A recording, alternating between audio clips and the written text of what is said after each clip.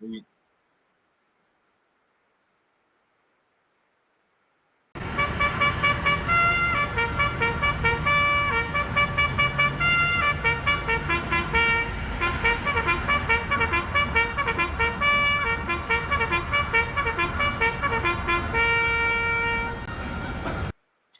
go. Sorry, I was having trouble with the screen sharing a second ago. Thanks for being here. Welcome to October 2025 Veterans Whiskey Club live stream.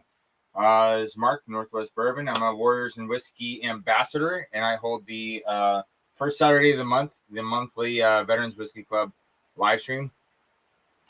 Thank you guys all for being here. If you guys know any veterans that need a place to hang out and drink with other veterans, but don't want to go out drinking and driving and stuff like that, this is the place for them. And it's a place for all of you too. You don't have to be a veteran to be here. But I'm just saying, if you have any veteran friends that need other people to talk with and that miss that camaraderie and that kind of stuff, this is a good spot to let them know about. Okay. Today is, it's the month of October already. And we're not even through the first week of October, and October is already a shit show. It's wild. It's crazy. What is going on? I have no idea. Is audio, video, everything good? Hope everything's good.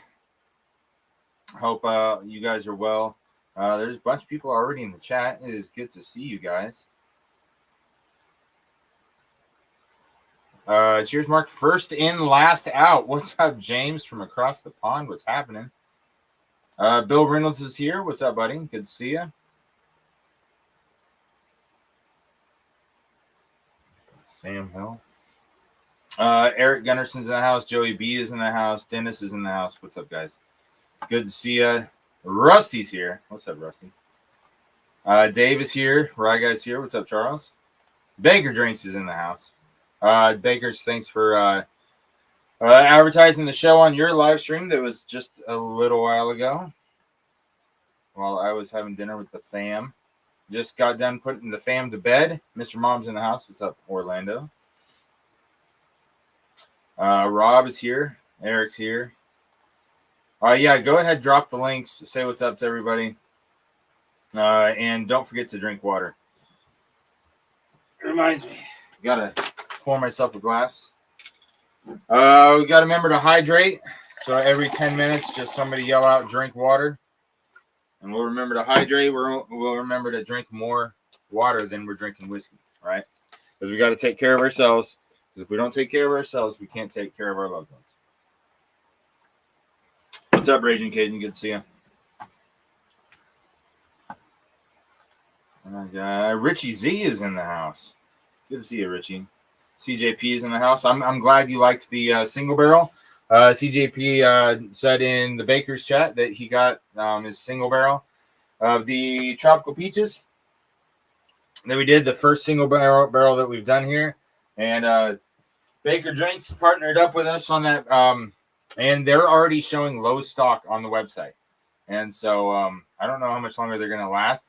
And they haven't broke out of the pre-sale and their special whiskey club yet. It's going quick. But we're not here to talk about that tonight. We are going to talk about veteran-owned whiskey. So every single month here, we feature a different veteran-owned whiskey.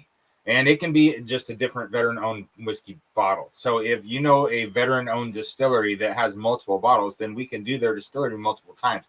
Just we can't do the same bottle twice. So yeah, those are the rules. I just make them up.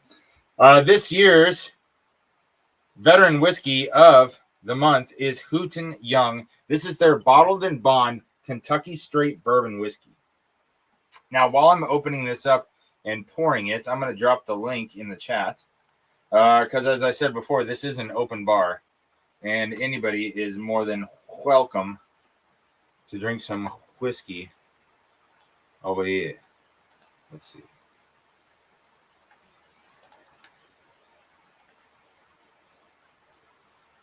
But thank you guys all for being here. Hope you all had a good week. Hope you all are doing well. Hope your families are good. Pin the message. There we go. Message pinned. Let me open this up.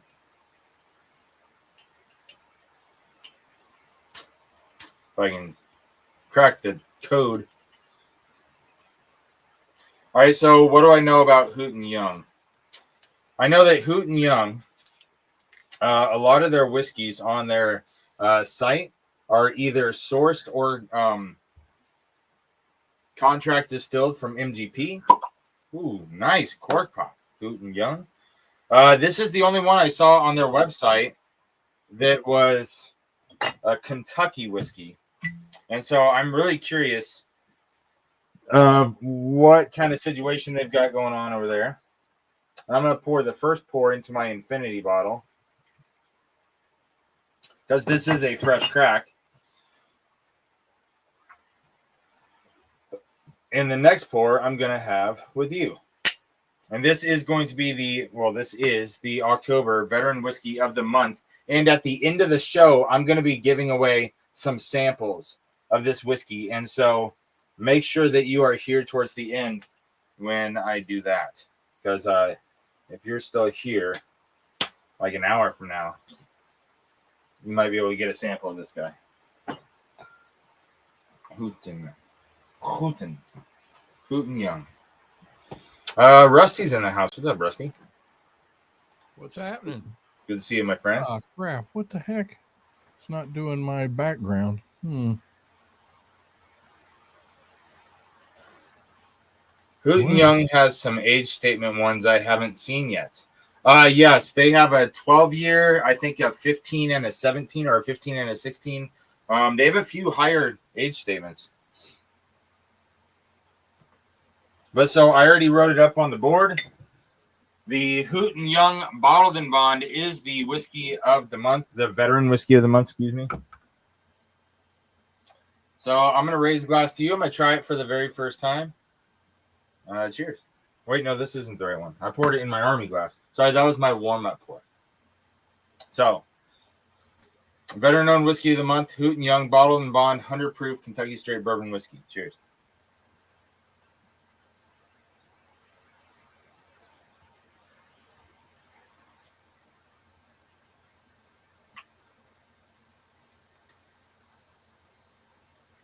It's got some good, just real traditional caramel, barrel char, oak. Very, very traditional. Nothing really stands out as of right now. Okay.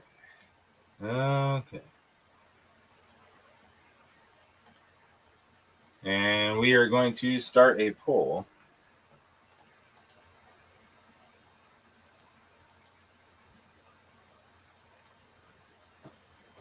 We do this every month for the Veterans Whiskey live stream. We like to see what branches people are representing. What branch of the military? What do you got going on, Rusty? I'm just hanging out, man. I wasn't really.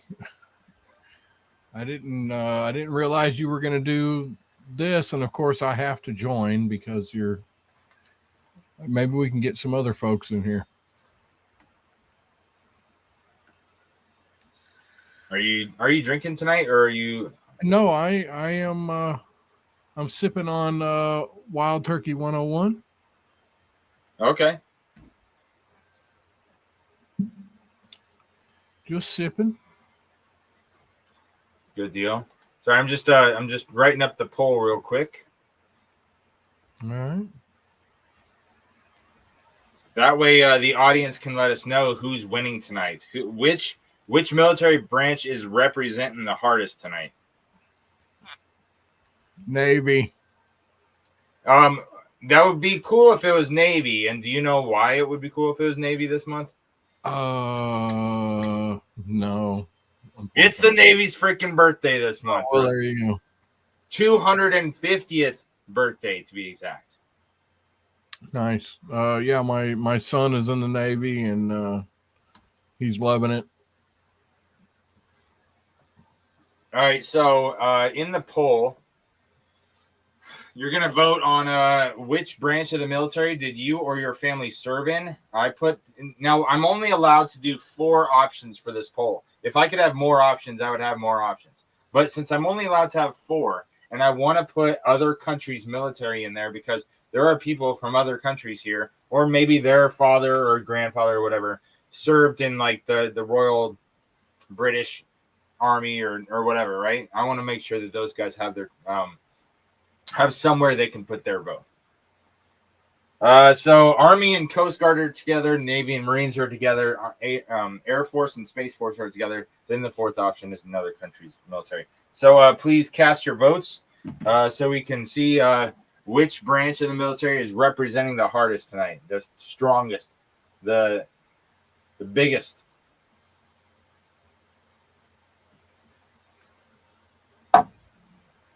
All right, so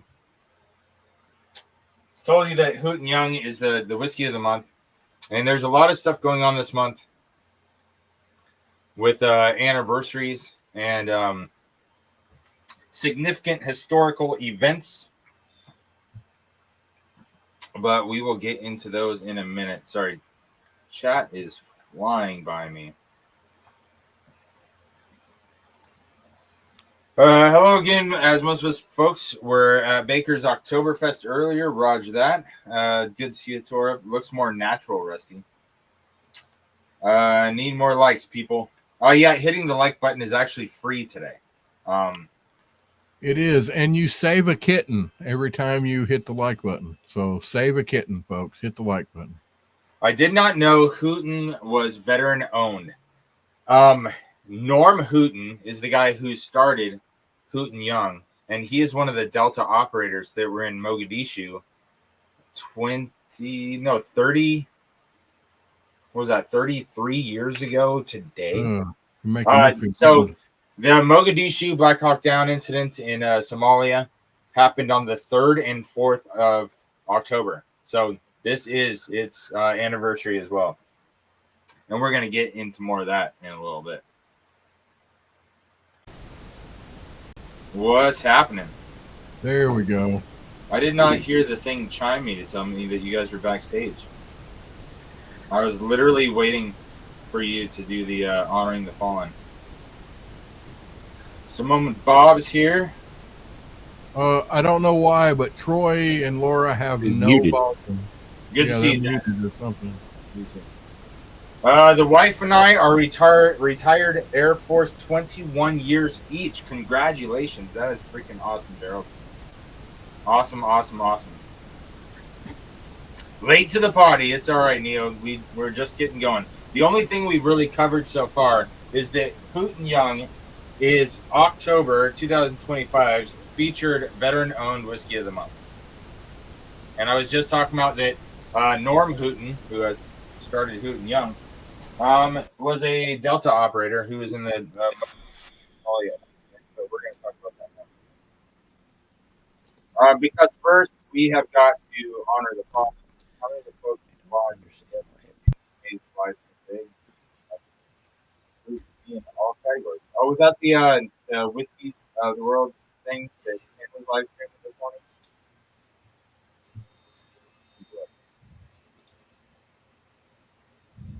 Good to see you, Lee.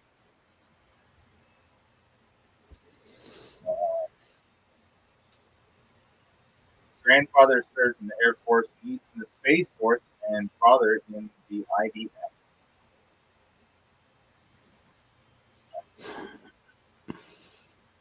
Right. Dennis here. Troy.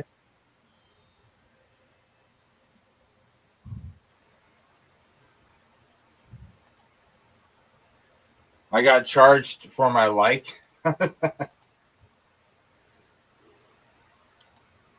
Troy, do you know what IDF is? I'm sorry. We've been like trying to figure out how to PayPal you or super chat. I mean,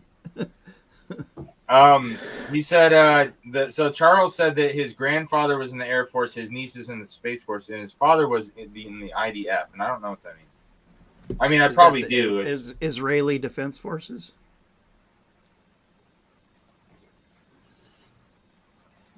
My late old man was a Korean War veteran, Coast Guard. Roger that. My grandfather was Air Force during the Korean War.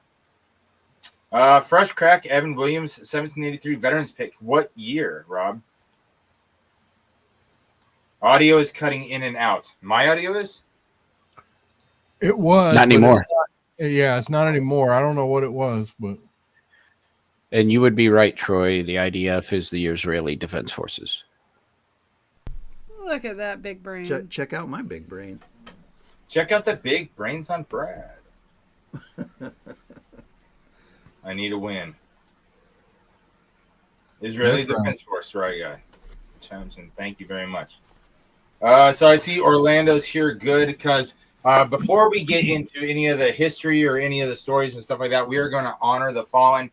We are going to raise a glass to those who are no longer with us today. If their birthday was in the month of October or if the day that they passed was in the month of October, you can put their name in the chat or you can put their nickname if you don't want to put their real name out there. But one of the reasons why we share with everybody and tell their stories is because they are still remembered as long as we're still talking about it. So I'm putting them up on the board. So in the month of October, my supply sergeant, Fletcher, he would have had his birthday again this month. But Sergeant Fletcher took his own life back in 2015, which seems absolutely crazy to me because 10 years ago, man. Yeah, it is. And I didn't know about it until much later because I was still in that unit that me and him were in the same unit together. I was still there until 2016. And so I didn't know that after he got out, he just couldn't take it. Colors, he passed away in October 30th in Afghanistan. I was driving down the road towards the base that he was on when they got rocketed, and he was in the motor pool because he was a mechanic, and he caught one of the rockets. Really funny guy, good dude. We used to drink beer in the barracks together, kind of stuff. But I also put on there Captain Jen Marino, who was one of was it a coworker of yours, Troy? It was someone I went to college with. Yeah, She was in ROTC with me. So Laura's ROTC buddy. Like my best friend Tom, I think he was a March though. So I have Jen, Captain Jen Marino on the board, and I have Lloyd Spencer. Lloyd Spencer was a coworker with Orlando, and so thank you, Orlando, for reaching out ahead of time and letting me know to put them on the board.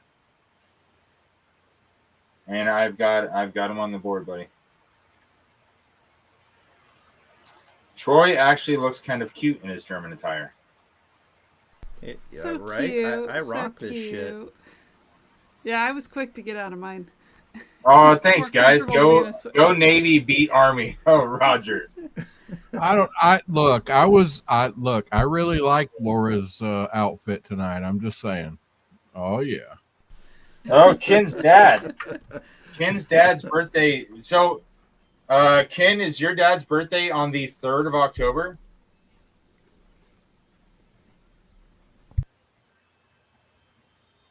Because we have a bunch of stuff going on in today's live stream that we're going to talk about in a little bit. That there's two big incidents that share the anniversary date of the 3rd of October, which was just yesterday. So I've got some videos lined up so we can talk about that some more. 4th, we are in the future. Right. Okay, so the 4th. Gotcha. Good to see you. So I'm going to give you guys a minute, both on screen and in the chat, if there's anybody I missed or anybody's name you want to throw up there so we can raise a glass to them. I'm going to start getting my glass ready. And I've got a black bag of Horse Soldier that has my first personally signed barrel strength bottle in there that I only drink from this bottle when we're raising a glass to the fallen. My dedicated bottle. You have backups? No. Well, I have plenty of other horse soldier bottles. Yeah. I've got 1, 2, 3, 4, 5. I have 6 other horse soldier bottles open right now. Nice.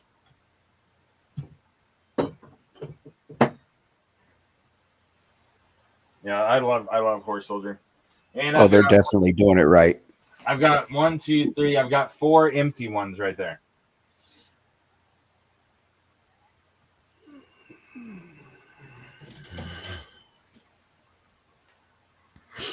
All right, I was just looking through the chat, make sure I didn't miss anybody. Oh, Donald's in the house. What's up, Donald? Thanks for joining from the north. So, Mark. Yeah. My uncle's war diary. It's been officially since you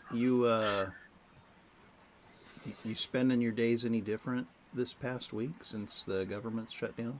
We are going to get to that when we talk about current military stuff, Troy.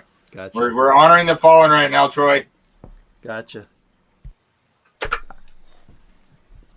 We had a conversation about the fallen here, so I had already moved on, but I'll do push-ups if you need me to.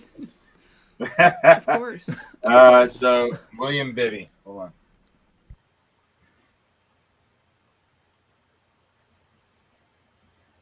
on. Thank you for sharing, Donald. Greatly appreciate it. Put his name on the wall. We'll raise a glass to him here in a minute. So, Ken, I put your dad on there.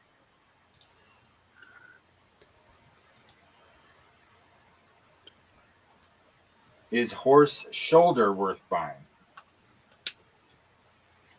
The horse soldier barrel strength is definitely worth buying. If you get newer bottles of the small batch and the straight bourbon, they're worth buying. But the one that I would strongly suggest is if you can find a 10-year single barrel, that is the horse soldier you want. Or even the 250th. Yeah, the 250th is fantastic. It's got to be water time, isn't it? Probably. All right, so everybody out there, please raise a glass to the fallen. This goes out to those who are no longer with us.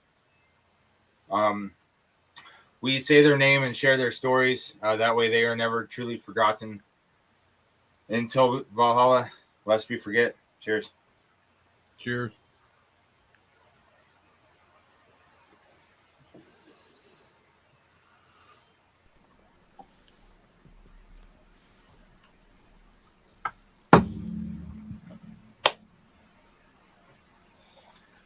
All right. So I told you my old supply sergeant, Sergeant Fletcher, took his own life 10 years ago, almost exactly. And so most of you guys have heard of 22 a day. So those of you guys out there that have never heard of it before, on average, 22 veterans take their lives per day. And so to recognize that as an issue and to raise awareness to mental health, we do 22 push-ups a day. In recognition of that and to help spread awareness and to keep ourselves in good shape, right? So everybody who is willing and able, please knock out 22 push-ups. Troy, we have I wouldn't call it a bet. We have a pact that every time we're doing this, we're doing one more, and I believe this month is 34. 34.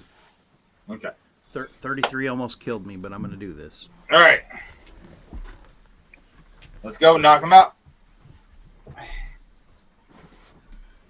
1, 2, 3, 4, 5, 6, 7, 8, 9, 10, 11, 12, 13, 14, 15, 16, 17, 18, 19, 20, 21, 22, 23, 24, 25, 26, 27, 28, 29, 30, 31, 32, 33, 34. Goodness gracious.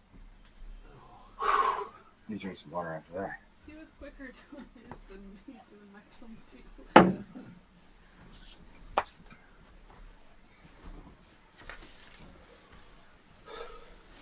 Time is relative, but push-ups are now. Whew. Job well done.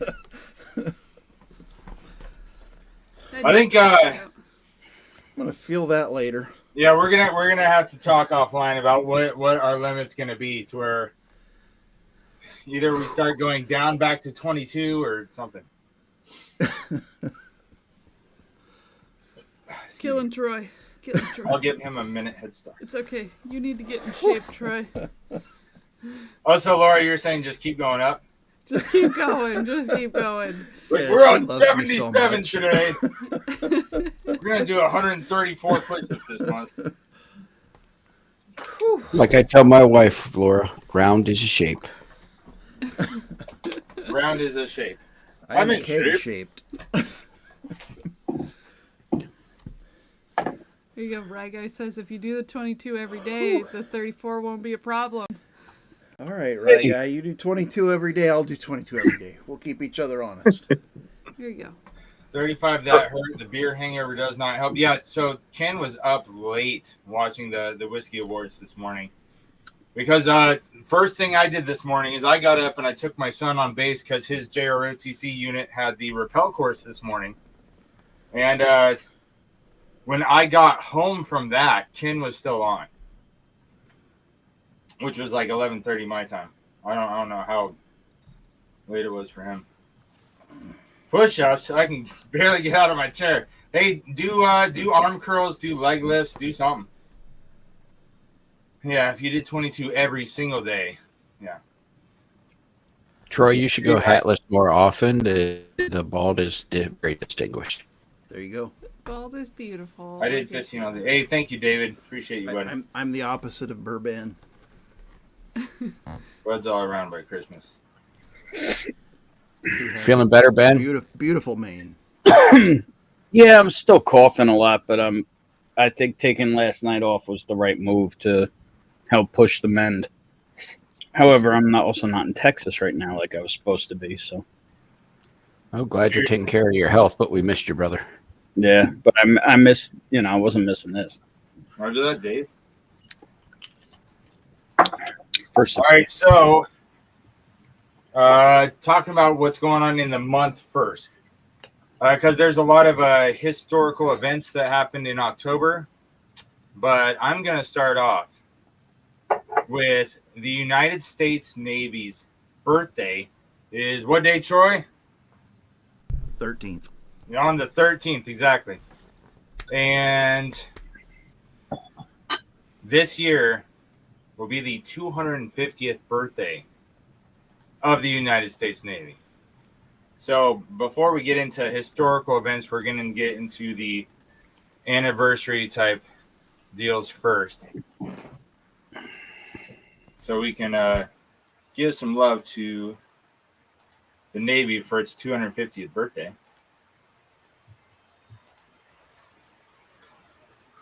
Every ship or aircraft people will see during the Navy Marines' 250th birthday celebrations has been kept operational by the team here at this base in the Northeast. They played a crucial role in managing historic aircrafts like the F-14 Tomcat here. If you're feeling a need for speed, it's because you recognize it from the Top Gun movies. And their goal here is to make sure everybody is mission ready. This is the Sky Raider here that we have. This is a World War II airplane. A walk through the history of the Navy and Marines and Philadelphia's crucial role since they began here almost 250 years ago. A lot of Philadelphians don't realize that the Navy has had a presence here in Philadelphia all these years, to include today. We learned just how much of an active role we play while getting a tour of the Naval Supply Systems command base in the Northeast, where 1,100 people work daily to make sure Marines and sailors on the front lines have everything they need. What we like to say is we keep them flying. Yeah. Yeah, without us, it's pretty difficult to get an airplane off the deck. We retired our last F-14 in 2006. The base has a room dedicated to showcasing the evolution of military technology through the years and how Philly's helped move it along. This wooden propeller belonged to a biplane, an MB-3A,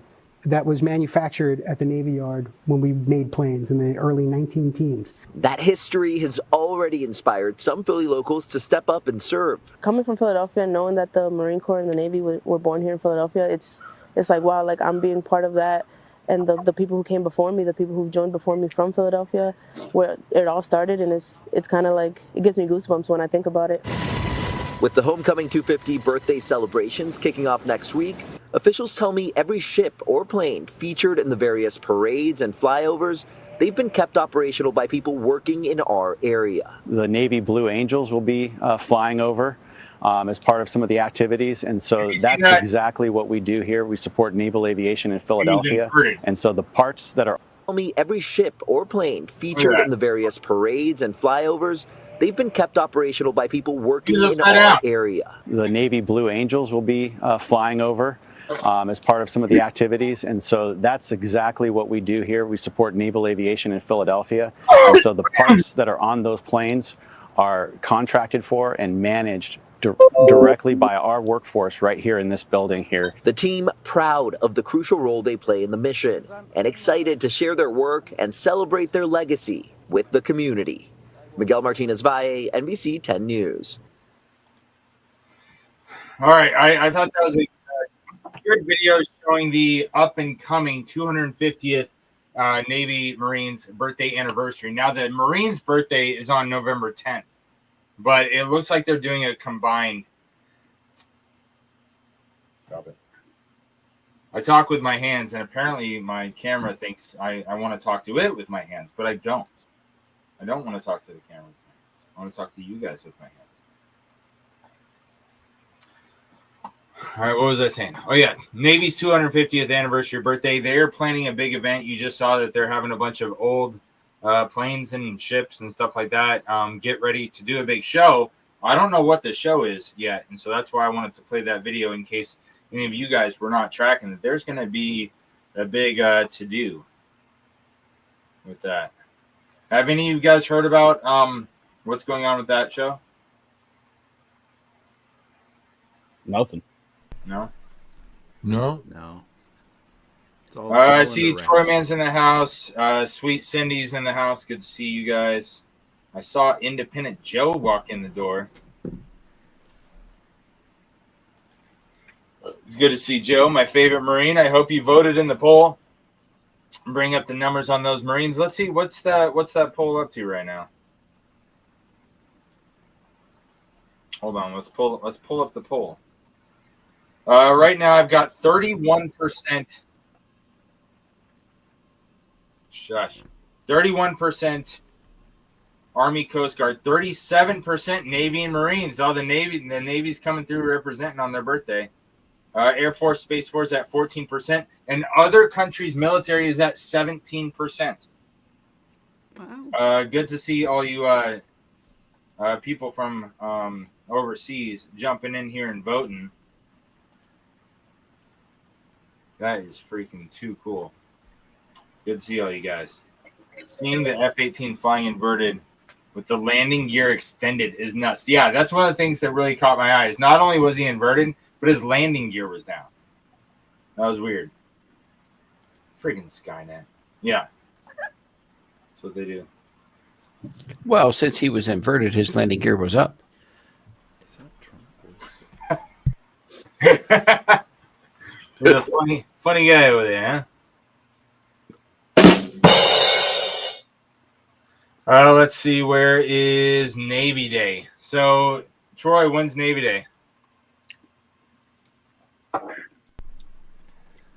I'm sorry. We were just reading all of the celebrations that are happening starting the 9th and continuing on through the 13th. Okay, so from the 9th through the 13th. Or is that all in Philly? So October 9th, the parade of ships on the Delaware River, featuring amphibious ships, destroyers, combat ships, Coast Guard cutters, and a flyover of the Navy and Marine Corps aircraft. The 11th is the 250th Gala at the National Constitution Center. The 12th is Victory at Sea Concert and Veterans Picnic at Independence Mall, with Patti LaBelle headlining. The 13th, Navy and Marine Corps 250th Parade on JFK Boulevard to Independence Mall, featuring floats, bands, and marching units. Oh, nice.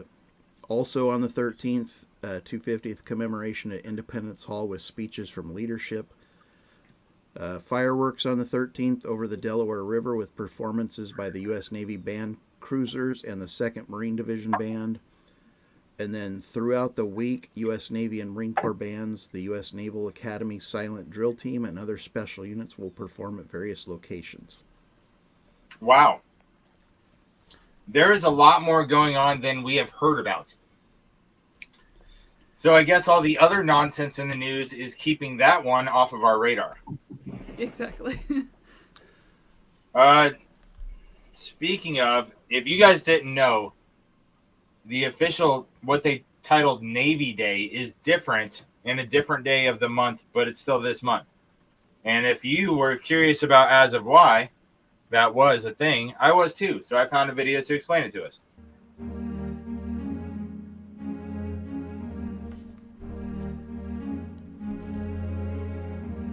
For one branch of the U.S. Armed Forces, October is a special month. With a resolution from the Continental Congress, the United States Navy was established on October 13, 1775. On October 27, 1922, the Navy League of the United States established Navy Day. Let's take a closer look at all things Navy from the Soldiers Memorial Artifact Collection. These are the dog tags of Petty Officer 2nd Class Walter Ross Hanna. Walter was born on November 6, 1914, in St. Louis to Troy Edward Hanna and Ellen Mary Cassidy Hanna. He had 5 siblings. Walter spent time training at Farragut Naval Training Station and was later stationed in Hawaii, serving in the U.S. Navy Reserve.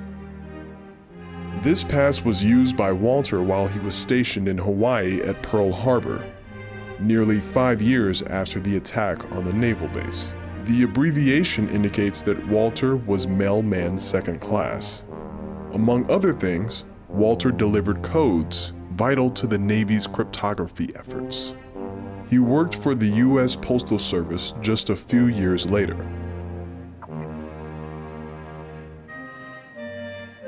This brochure was presented to citizens of San Francisco, California during Navy Day 1945 as they boarded the USS Buchanan, a Gleaves-class destroyer. Citizens were allowed to explore the ship and learn about her exploits.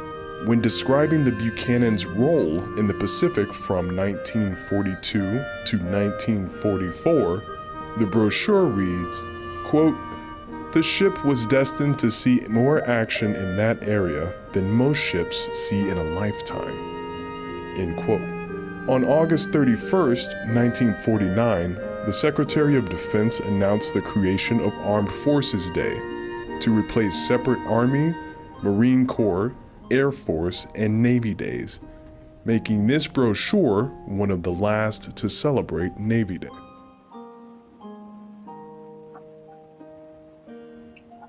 To see more artifacts like these and learn more about St. Louis naval history, visit Oh my goodness. That guy's voice, I'm telling you. They should have had somebody else narrate that. But so you see that Navy Day is an official thing. Navy Day is different than the Navy's birthday. And part of the reason why that we learned from that video is because they established the Navy's birthday as being the 13th after they had already inducted the, what was it, 27th or whatever, as the Navy Day. Did I hear that right? Did you guys hear that the same way I did? I heard that the same way as you. Copy. All right, Thomas, I'm throwing your uncle on the board. Uncle Bud. And Orlando, you heard that I put Lloyd on the board? Yes, I did. Thank you. You're welcome, sir. Thank you for sending that to me. You know what? That one came as a total shock 2 days ago.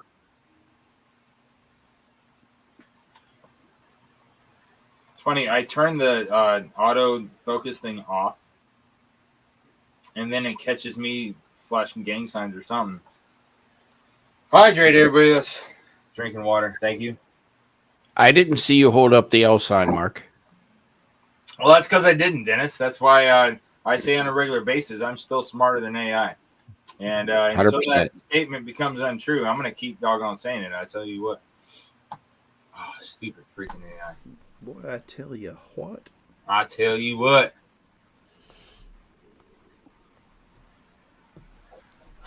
All right, so going to get into a little bit of military history now. Now, you guys are tracking the featured veteran whiskey of the month is Hooten Young.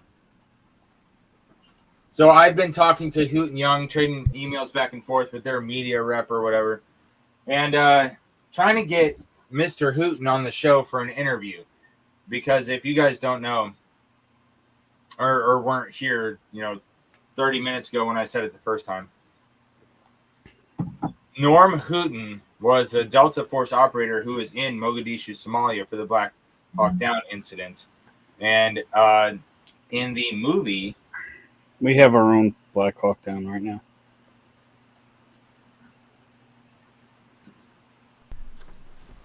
Our black hat down. Oh. Goodness, thank you. Yeah, if he is, when he's done checking his phone, I'll bring him back on. I just don't want to have somebody on that is looking like they're passing out on us. Anyways, so if you guys need a quick little refresh of who Hooten Young or Norm Hooten, which is running Hooten Young now, he founded the company. This was him in the movie Black Hawk Down. Well, played by Eric Mann.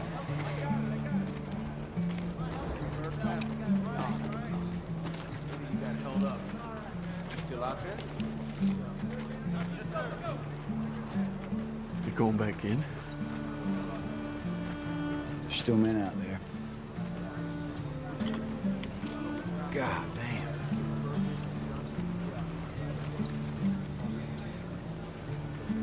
When I go home, people ask me, "Hey, Hoot, why do you do it, man? Why? Just some kind of war junkie?" I won't say a goddamn word. Why? They won't understand. They won't understand why we do it. They won't understand it's about the men next to you. And that's it. That's all it is.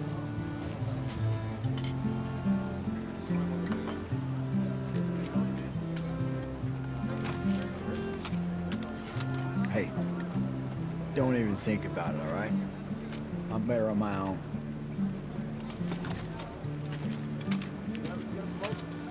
Hey, we started a whole new week. It's Monday. All right, so Eric Bana played the role of Norm Hooten, who is the founder of Hooten Young whiskey. And they sent me, the media rep that I was talking to, trying to get an interview with him, sent me this bottle so I could have a bottle of their whiskey and try it, because I told, I can't find this out here in Washington. And I just got this bottle last week, and I told her I would have it featured as the Veteran Whiskey of the Month, not knowing that the Veterans Whiskey Club live stream was going to land on the anniversary of the Mogadishu, Somalia Black Hawk Down event. I did not plan on that, and crazy. It was destiny. Oh yeah, it was meant to be. Now hopefully I can get Mr. Hooten on the show for an interview. But so in honor of that, so we just talked about who Norm Hooten was and about the whiskey. We are going to check out another video that talks about the actual incident that happened there. We're going to watch two videos. Screw it. Down Battle of Mogadishu. They're in there to get this terrorist leader. Guys get in, they get the bad guy, Rangers arrive, helicopter gets struck by an RPG in the tail, helicopter crashes. I mean, this is a fight. Shugart and Gordon are two Special Forces snipers that are in a helicopter providing overwatch. One of the helicopters that gets shot and crashes is getting overrun by insurgent militia terrorists. Shugart and Gordon, they see on the ground that this helicopter, people inside of it, survived the crash. They get on the radio and they're like, General, we'd like permission to go in. The general's like, negative, you do not have permission. There's no way for us to get you out. If you go on the ground, it's just gonna add to the problem. It's 2 more people. Shugart and Gordon talk the general, after 3 efforts, into putting them on the ground. These dudes fight from their info point to the helicopter, and they kill literally everybody. You're familiar with the Black Hawk Down, Battle of Mogadishu. They're in there to get this. All right. So that was just Tim Kennedy talking about the incident pretty briefly and very energetically. And I like the way he broke everything down, the big parts into small parts real fast and easy to consume. But I want to play a bigger... So October 3rd, 1993, and it went into the night into the next day. So yesterday and today are the actual anniversary of the event.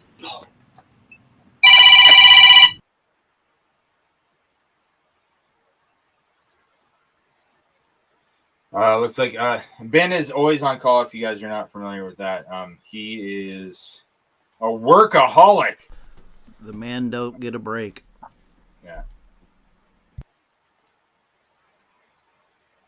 1993, during the Battle of Mogadishu in Somalia, U.S. Army Master Sergeant Gary Gordon was part of a mission to rescue downed helicopter pilots. When a Black Hawk helicopter was shot down deep in enemy territory, Gordon and his fellow sniper volunteered to be inserted into the crash site, despite knowing the overwhelming odds.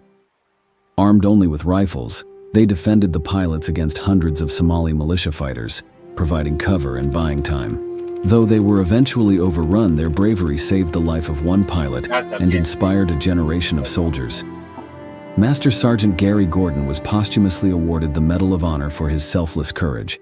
On October 3, 1993, during the Battle of Mogadishu in Somalia, U.S. Army Master Sergeant Gary Gordon was part of a mission to rescue downed helicopter pilots.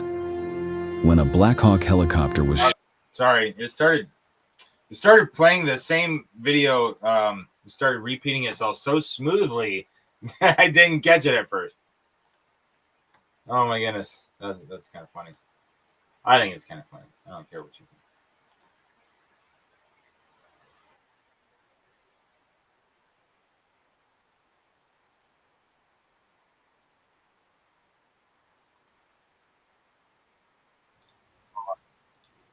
Sorry. I've got a bunch of videos queued up, and I was just seeing what the next one was. Yeah, but I bet he'd want to talk about the whiskey. So if you look at the catalog of Distiller's Perspective, go to the playlist. Go to a playlist set called Distiller's Perspective. I've had multiple military veterans on there to include Horse Soldier, Old Line, Cold Zero.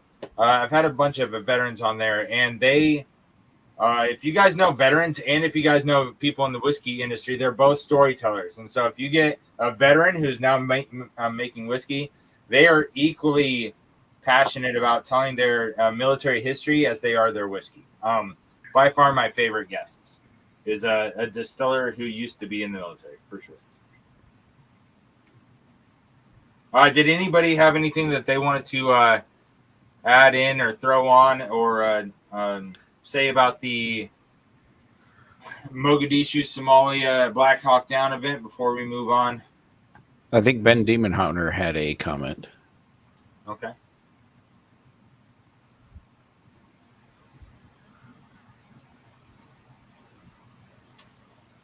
If anyone can find the Black Hawk helicopter pilot's book, Mike Durant, it might be called Night Stalker. Sorry, I forget. The pilot that the two snipers went into and tried to rescue. Oh, okay. Is that a book that got published? Was his pilot's book? Did that get published? Is that what you're saying, Ben? That's what it sounds like. The overall call to send troops was flawed in my opinion, but they were all heroes. Yes, they absolutely were.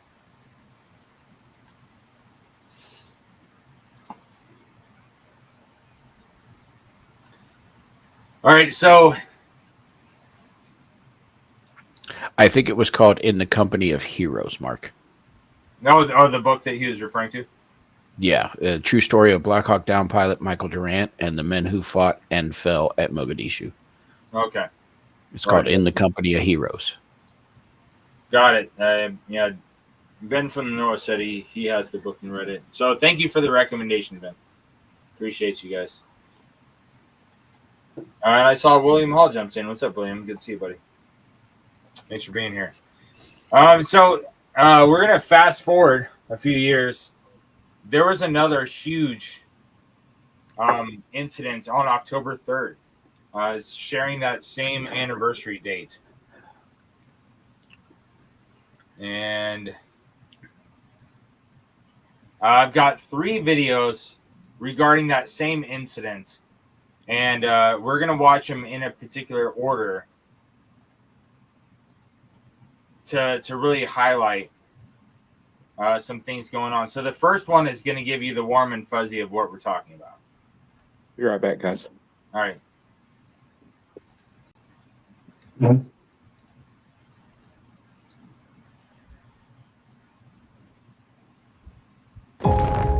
you remember what happened When?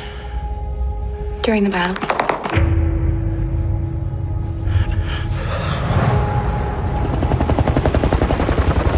Welcome to the dark side of the moon, gentlemen. Aren't we supposed to be on top of the mountain to win this thing?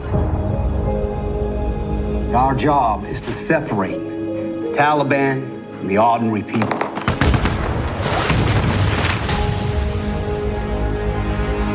How do we do our jobs and stay safe? Respect keeps us safe. I wouldn't trade this for anything. Look at us, band of brothers. Keep me in your prayers, okay? Trust me, babe, I quit. I love you. We're gonna win by getting their hearts and minds. We want their hearts and minds, and they want our blood and guts. Sorry, pal, but that's life at Camp Keating.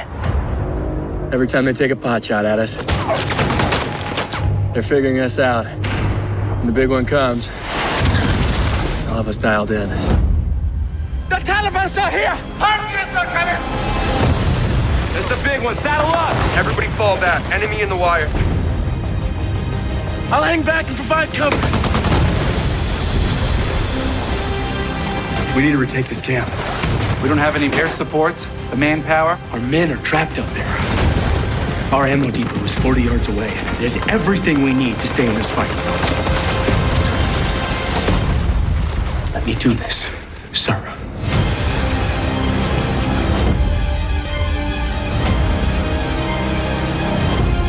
Let's show them some love with the 120s.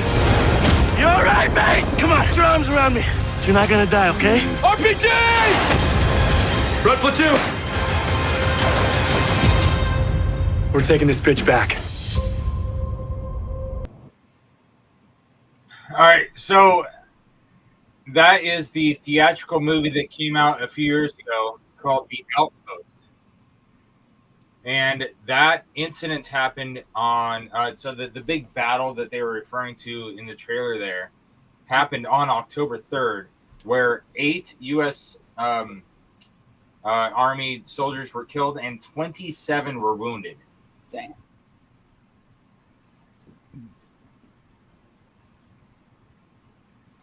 So here's a I'm not going to play this whole video because this whole video is 30 minutes long, but I want to give you guys an intro and recommend watching it before we move on to the next video after that. But just like how the Black Hawk Down Mogadishu, Somalia incident started on October 3rd, this battle in Afghanistan was on October 3rd. But as you saw, like they were in a shitty area where they were getting pop shots and they were getting shot at here and there, left and right. and they were just watching what their reaction was and kind of learning what they would do, what their reaction was. You know, that's why they say when you're out in battle, don't ever go the same path twice. And when you're doing like security patrols, don't do your patrol the same way twice. Because if you do it the same every single time, not only do you start getting complacent and start missing small details, but if somebody's observing you, they can also learn your patterns and your blind spots and where you're going to go, so they can know where you're going to go before you go there and have that dialed in. And so that is a big thing that happened at the Battle of Kamdesh here. So we're just going to watch like a minute of this. This is a documentary interviews with the guys that were there.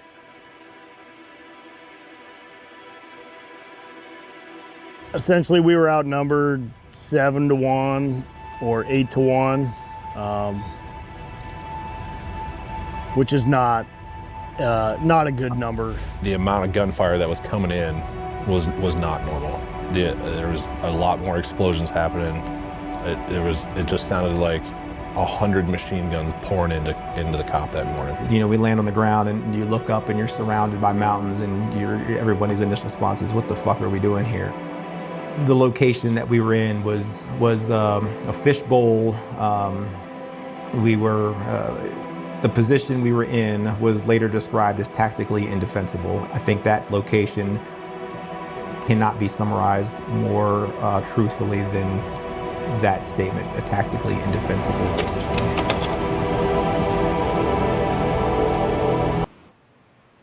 All right, so that video that interviews the people, the survivors of that event, is over 30 minutes long, and it's on the Black Rifle Coffee Company YouTube page. So if you want to watch the rest of that one, check it out. It's really freaking good.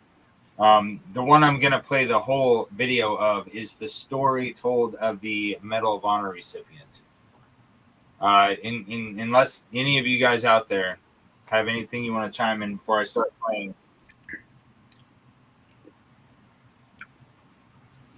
Because as you saw a road goes along a river, right? Because a river kind of creates a flat line in the terrain, especially in the mountains. But the shitty part about that part, their base, is it was mountains on all sides. And so you get to this base where they're trying to create a stronghold on this long stretch of road, and whoever plotted that out has never been to that area, because or else you wouldn't have set up a base on that spot. Because if 360 degrees around you is all high ground and you're at the low point, like they said in that last video with the interviews, it was indefensible.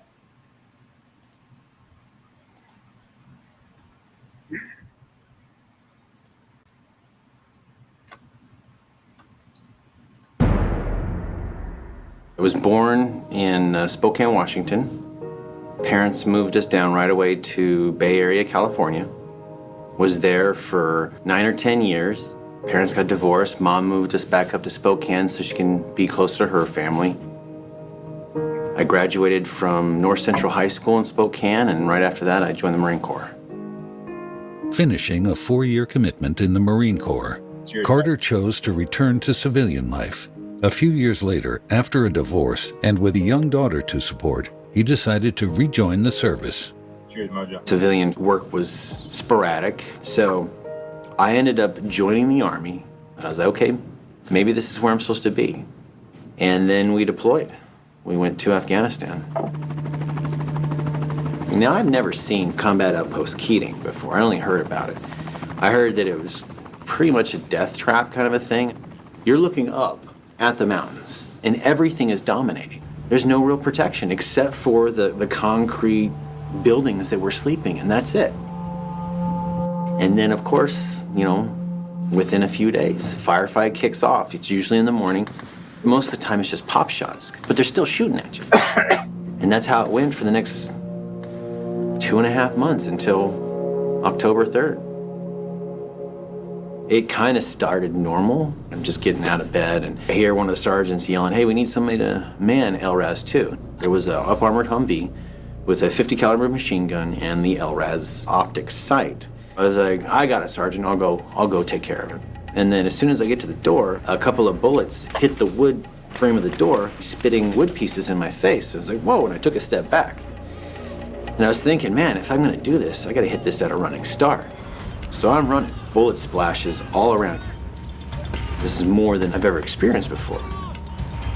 I get to the battle position. I get to LRAS 2. Mace comes around the corner of the vehicle. And I see a look on his face it kind of puts a cold chill through my spine. It was a look of sheer terror and determination. And that's when I knew, without any words exchanged, that everything that we had dreaded was happening right now.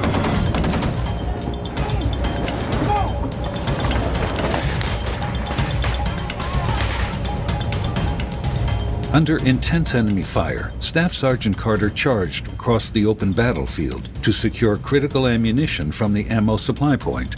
I've got 3 or 4 belts of 240 ammo on my arm, but this wasn't a straight shot anymore. The incoming fire had increased. Few deep breaths and sprint. I get to LRAS 2. And Gallegos is on the radio, vehicle's shaking, can't really hear what's going on. Gallegos looks at us again and kind of that worried whatever look and just says, okay, we're gonna exfil. So it's like a football, ready, break, and we all got out. And as soon as I got out, I got in between the sandbags and the corner of the vehicle, everything turns yellow and black. Between 2 and 4 rocket-propelled grenades landed in between us. I see Gallegos coming back around, and then he gets struck in the leg, spins him around, and he just stands there and starts firing. Bullet impacts all around him, and then they walk up his chest, and then he goes down. Sergeant Larson yells, get back in the truck. So, get back in the truck. I see movement down by Gallegos. It's actually Mace. He's on his elbows, and he's dragging his legs. That's when I say Sergeant Larson, it's like, hey, Mace is still alive. I'm gonna go get him. He's like, no, you're not. It's like, he's injured, I can help him out. We have a little argument there, and he pretty much says, you're no good to him dead. Open up the window, yell, Mace, Mace, get back behind the rock, you got cover there. Now he looks up and he's smiling. He's like, oh my gosh, there's actually somebody alive, I'm gonna be okay. But I'm telling him to get back behind the rock, and he's like, help me. And I says, I'll get to you when I can, but you need to get back behind the rock. He looks up at me again and he begs me. He says, help me, please. And I have to tell him no. And that's one of the things that I still see at night sometimes. So I give him my word, I'll get to you when I can. Carter heard a horn blaring from just behind LRAS 2. Thinking it might be a distress call, he rushed to the vehicle to help. Finding no one, he did find ammo to replenish their drastically depleted supplies. With fresh ammo, still no communications, and the fact that I was able to check the vehicle, I asked Sergeant Larson, can I please go get Mace? He says, okay, I got you. He got his rifle ready, I got my rifle ready. He opens a window and he's scanning, and then I run down to Mace. Mace, he's still alive, and Mace starts moving, and so I roll him over. I look, and it's pretty much just soaked from the ribs down, just blood. Instantly, you treat the worst wound first. So I put a tourniquet on his leg and just lifted him up and then carried him to the vehicle. I told Sergeant Larson, it's like, he doesn't have a lot of time. We have to get out of here now. Making one last foray from the Humvee, Carter recovered Gallegos' radio. He made contact with his fellow soldiers, and together they planned a barrage of covering fire. With Mace on a stretcher, Carter and Larson dashed one last time through massive fire to the aid station. We get to the aid station, gave the medic a report how long the tourniquet had been on there, what's going on, this, and that, and they erased my name off of the missing in action list. I manned the sniper position until the sun went down and the reinforcements arrived. I wish I could have saved all of them. I just wanted to save at least one. That night, we found out that he died on the operating table. When I heard that, I thought I was a failure, that my entire life was a failure. My issues grew over time. I believe that I was so much of a failure that nobody would want to talk to me. So I avoided people. I'd volunteer for every mission because if you're on a mission, then you're not focused on how much you failed. And then the memorial came, where the entire unit would recognize all of its fallen. And that's when the families would show up. Mace's mom comes around, and the first thing I can do is like, I'm so sorry. I'm so sorry. You know, if I would have disobeyed orders, I could have got to him sooner. If I would have done this, I should have done this, should have, could have, would have. She had a big grin on her face and tears in her eyes, gave me a big hug. She says, I know you didn't save his life, but what you did was just as good. And I was like, okay, what's that? I don't understand. She says, because of what you and Sergeant Larson did, he didn't die alone in the dirt. Because of your actions, he was conscious when he received his last rites. Because of all that, he was able to survive long enough to joke with his friends. He believed he was going home. I will ask you, Ty, to never forget the difference that you made on that day. Because you helped turn back that attack, soldiers are alive today. Now, Ty says, this award is not mine alone. The soldiers of Cop Keating, please stand.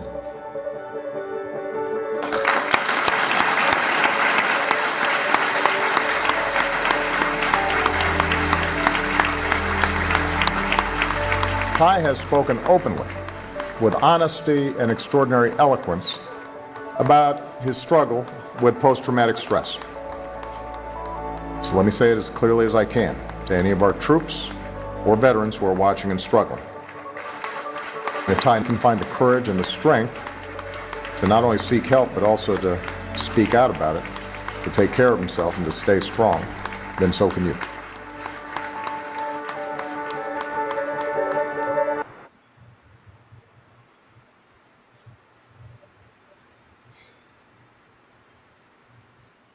That was deep.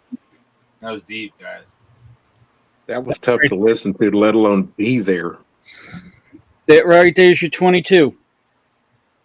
Medal of Honor winner, true American hero, walking around thinking he's a failure. Yeah. But good to see you, Joe. Joe, thanks for showing up. It's good to see you, buddy. Cheers, Joe. Cheers. Cheers, Joe. Good to see you, Joe. I had to fight back tears on that one. Oh damn, dude! Like I've told you guys before, when I research these videos ahead of time, I don't watch them all the way through. I make sure it's relevant, that it's good, that it takes place in the month that we're showing it in, and it's something that I want to share with you guys.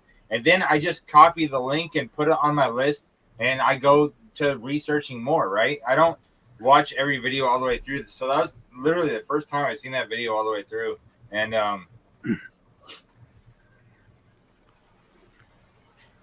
him talking about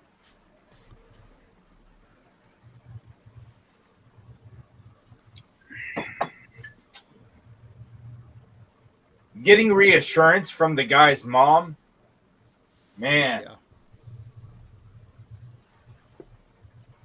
It's another level. It's good stuff. I like it. Very presence of mind of the mom. You know what I mean? Very, very cool. He was expecting her to say the exact opposite of what she said. Yeah, anything else. And her delivery like that was amazing. Really good. Time to drink water. Yes, it is, Eric. Thank you, my friend.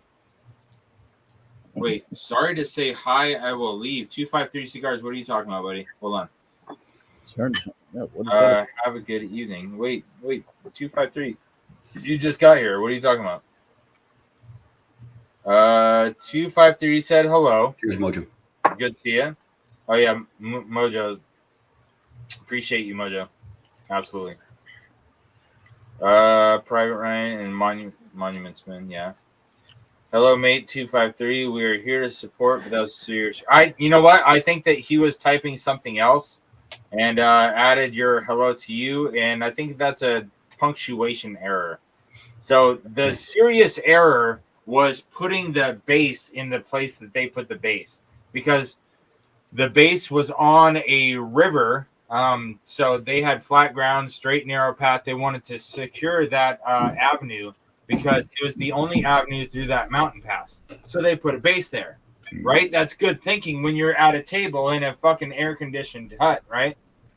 But when you're on the ground and actually look at it and see that 360 degrees around you are uphill, up in mountainous terrain, and you're at the only soul point because it's a river cutting through a mountain. So when everybody, what they said in the video is every single person that went to that COP, which is a combat outpost, they got out and looked around and said, why do we have a base here?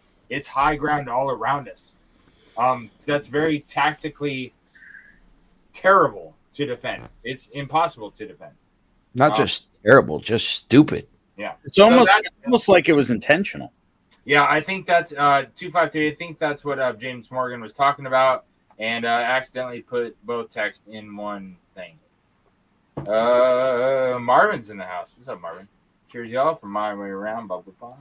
Thank you again for all those who have served. Pride, freedom. Appreciate your support. I'm still trying to drink more water than I'm drinking whiskey, but some of these videos make me drink a lot of whiskey. Someone grew up and only lived in the city, set up a base like that. Oh, that's funny. Yeah. Bless ups. Show support. Show some love to each and every one of you guys. Absolutely. So before we move on to the next video, I want to check out the poll. We've got a poll going of what branch of the military did you or your family serve in? We've got 39% Army Coast Guard. They just barely beat Navy Marines at 32%. Last time we checked the poll, Navy and Marines were in the lead at 37. Now it's flip-flopped, so the Army Coast Guard's in the lead. Navy Marines are at 32. Close race between those two. Just a couple votes could switch that back around. Air Force, Space Force at 16%, and other countries' military is 14%, which last time we checked, other countries' military was beating Air Force and Space Force. So there's some good and bad with that. We got some Air Force, Space Force representing. Thank you for being here. Glad you were able to come. But unfortunately, they're beating out the other countries' military. So all you guys that are from overseas or your kinfolk served in other countries' military, appreciate you guys, but you just got beat out. So it's 39, 32, 16, and 14%. The poll is doing really, really good right now with representing the military branches across all lanes. We're going to go on to the next video. So this is a Medal of Honor recipient from Iraq. We just spent the last 3 videos in Afghanistan, and found one from October in Iraq. I want to share with you guys. What's up, John Cloud? Good to see you, buddy. In January 2005, the 1st Battalion of the US 15th Regiment deployed to Iraq for the second time in 2 years. Transitioning from the command of the US 3rd Division to that of the 4th.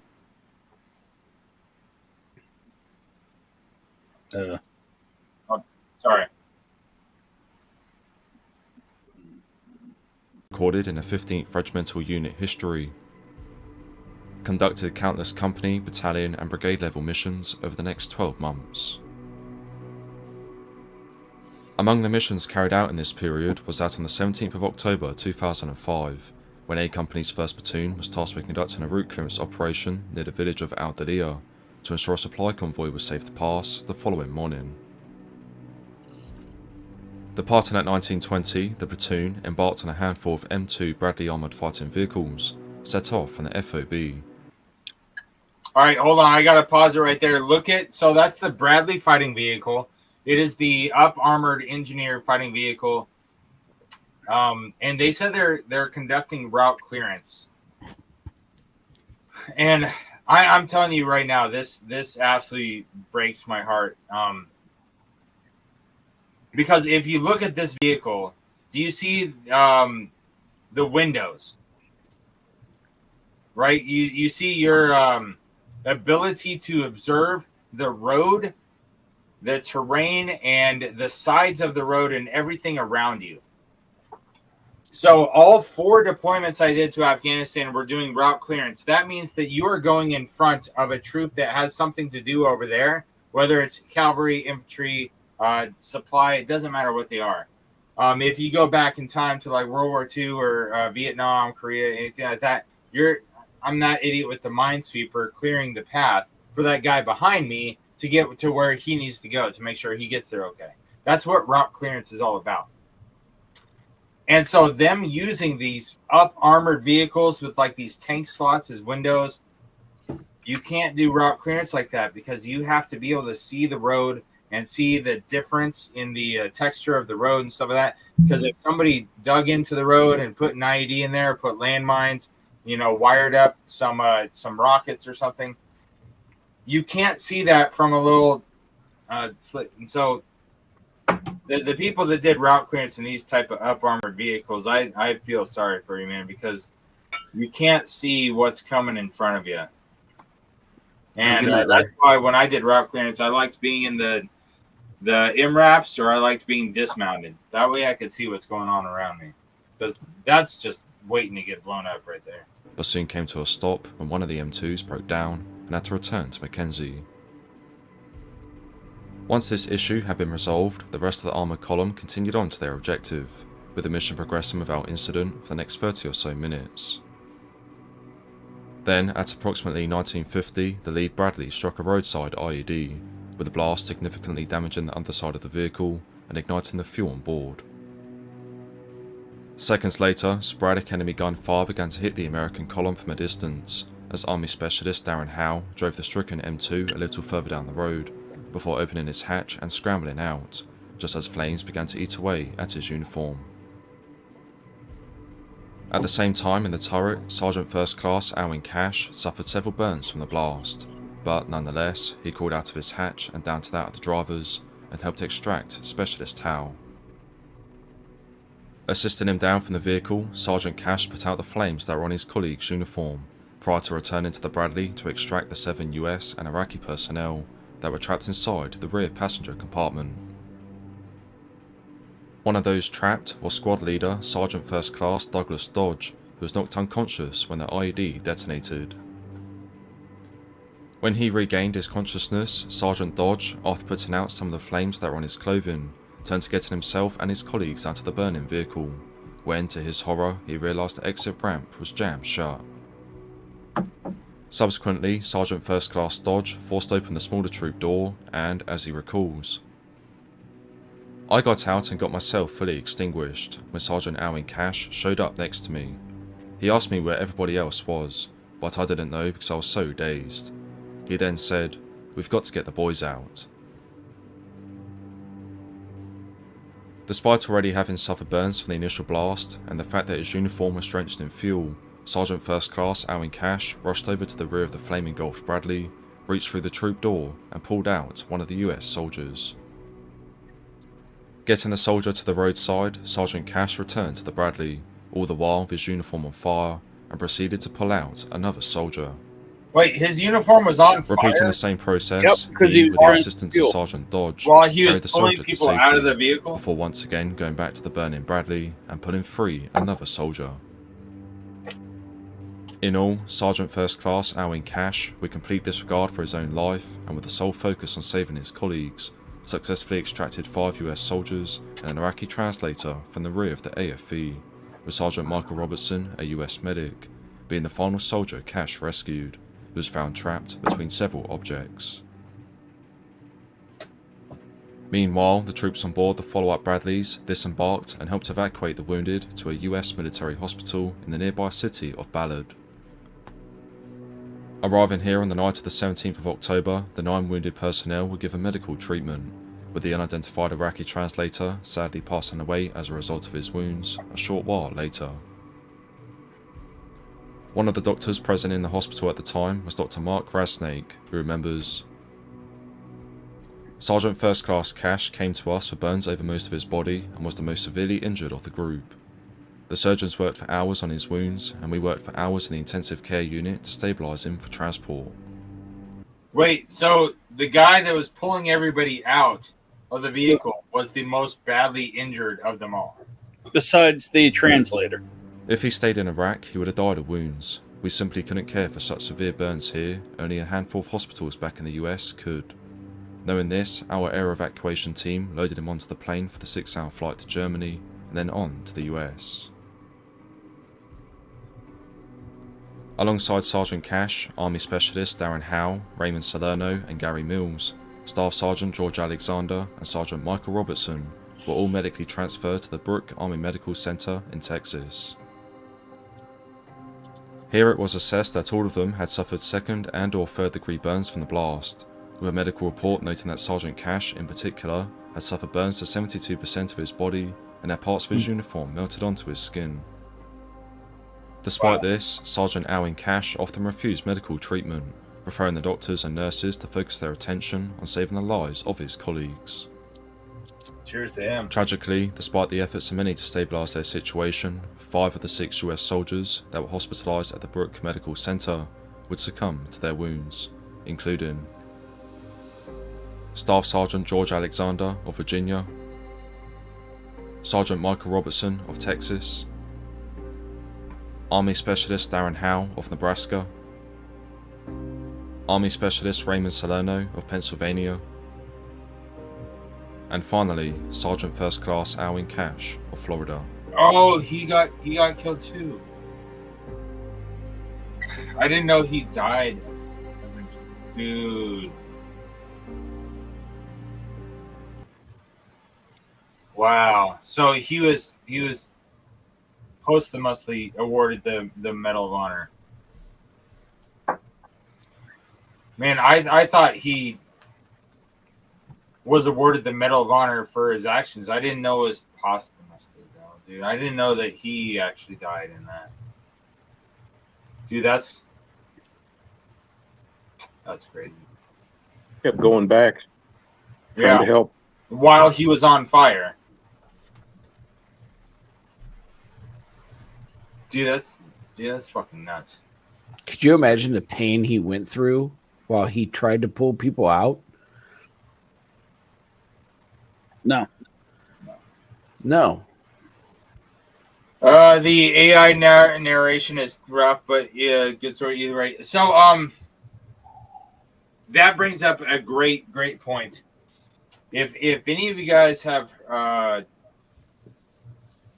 been in audiences of crowds lately, you've heard the term and the expression "death by PowerPoint," right? So there's an expression called "death by PowerPoint," which I animately disagree with, because PowerPoint is a visual tool. It is a visual tool to help you show what you're talking about. And so I argue it's not death by PowerPoint, it's death by instructor. Because we just watched a crazy story of some soldiers going through some crazy shit, and the person reading off, or the AI reading off the narrative, whichever one it was hard to listen to. Mm-hmm. And it sucked. And almost anything else would have been better than listening to that voice that was doing it. Still better than the voice from the earlier video. I think those two are pretty close. They're pretty close. Mm. Like, if I put them in a cage to have them fight, I don't know who would win, because they were both fucking terrible. But that just brings more emphasis to my point. It is not death by PowerPoint. It's death by instructor. When you get somebody reading a very engaging, heartfelt story like what we just heard, and just the way that they're reading it makes it hard to listen to, dude, you guys have got to do better. So whoever made that video, I appreciate you putting it together, but have a narrator, or even an AI narrator that has some emotion in his. Oh wait, you can't do that because AI is not as smart as yeah. We know that from your camera, Mark. It loves not yet. Not yet. They're not as smart as this yet. You didn't do it any justice. Yes, absolutely. Mark, I don't know if you want another Medal of Honor winner, or awardee, but we got Navy Lieutenant Michael Thornton in the back. Yeah, you want to play it? Yep. No, I appreciate you sharing. Go ahead, press play. Oh wait, I gotta turn on. No sound. Hold on. Can you turn on the audio? Yeah, there's no audio, Joe. There's no audio? Yeah. Because it's playing here in the audio. How do I unshare it and reshare it and make sure the thing's checked? What thing? When you hit share, there'll be a thing to share audio to. Sometimes it just doesn't work. You got to redo it. Okay, so I'll unshare it, then I'll reshare it.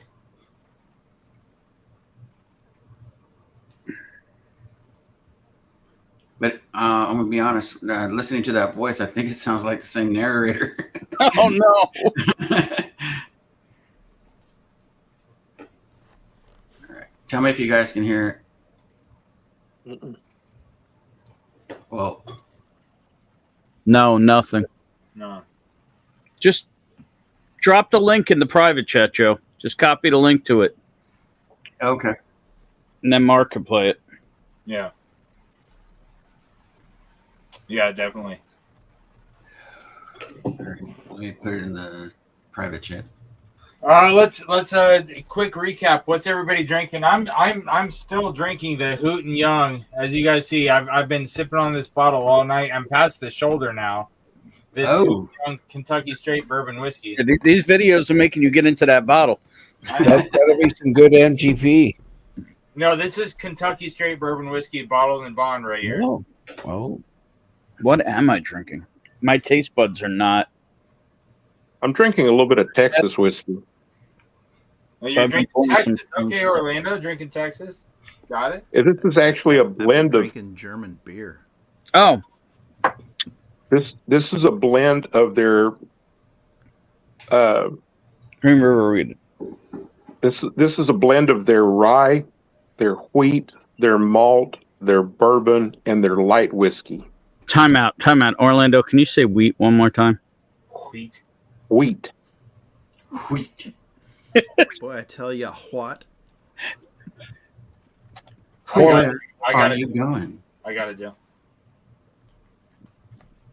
Yeah, I'm on the Green River Wheat. Was awarded the Medal of Honor for his heroic actions during the Vietnam War on October 31st, 1972. Thornton and his team were part of a reconnaissance mission in North Vietnam. Despite being outnumbered, they fought valiantly and were forced to retreat. Thornton, aware of the enemy's closeness, sprinted across open terrain to find Lieutenant Norris, who was critically injured. Thornton rescued Norris and the team, navigating a small fishing boat through enemy fire. Thornton's bravery and leadership saved the life of Lieutenant Norris and exemplified the highest ideals of U.S. Navy SEALs. His story serves as a testament to the unbreakable bond of brotherhood and the extraordinary courage displayed by those serving in harrowing circumstances. Lieutenant Michael Thornton. I appreciate you sharing, Joe. That's freaking awesome. He really just went forth and pulled his comrades out of their situation, and was awarded the Medal of Honor for that, dude. Appreciate you sharing. The only thing I didn't like is he said that somebody was critically injured and we didn't know if he survived. No, he saved his life, Norris's life. Oh, okay. Is anybody else hoping his name was Chuck? Yeah. Ben from the North is drinking some Maker's 46 cast strength. Roger. Dude, I love that bottle. That bottle is so good. I smuggled him a bottle last year, and he's still babysitting that bad boy. The Copperworks Tropical Peaches. That's what you're drinking, Scotty. That's a good bottle, dude. That bottle goes fast. I'm telling you.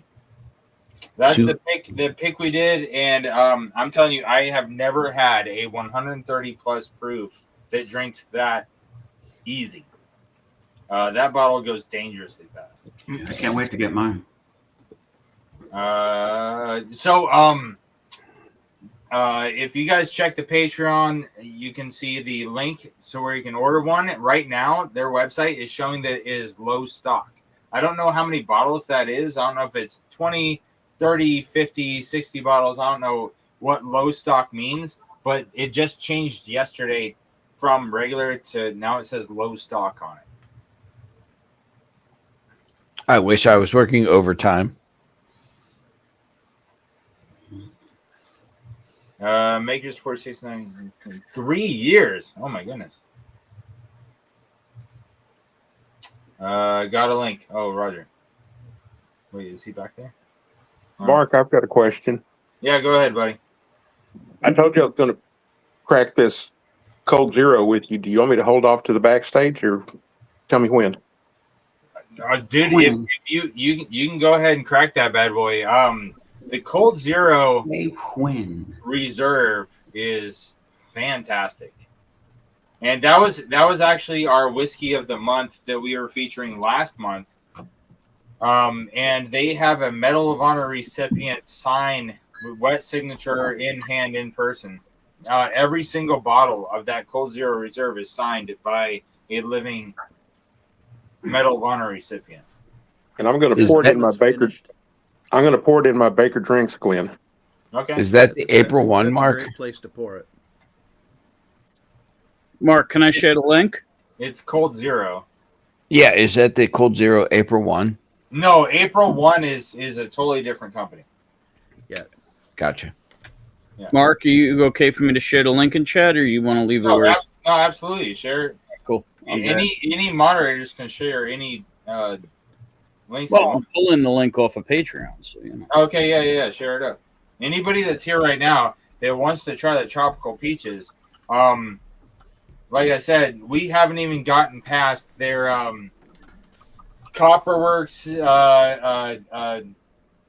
bottle crew like club that they have. Their club people and our pre-sale. It's at low stock. Oh, that didn't work. Groups. Hang on. It's a phenomenal one. I don't know what low stock means, but I took it as the cue to buy another bottle today, so I did. Mark, Troy, to you guys. So then I won't cheers you, Orlando. You too, Joe. Love you, brother. Oh, there we go. Hey, cheers, man. Cheers. I don't know if you guys have noticed, but every time I lean back, there's no more squeak. That link is no good. Awesome. Yo. What do you mean?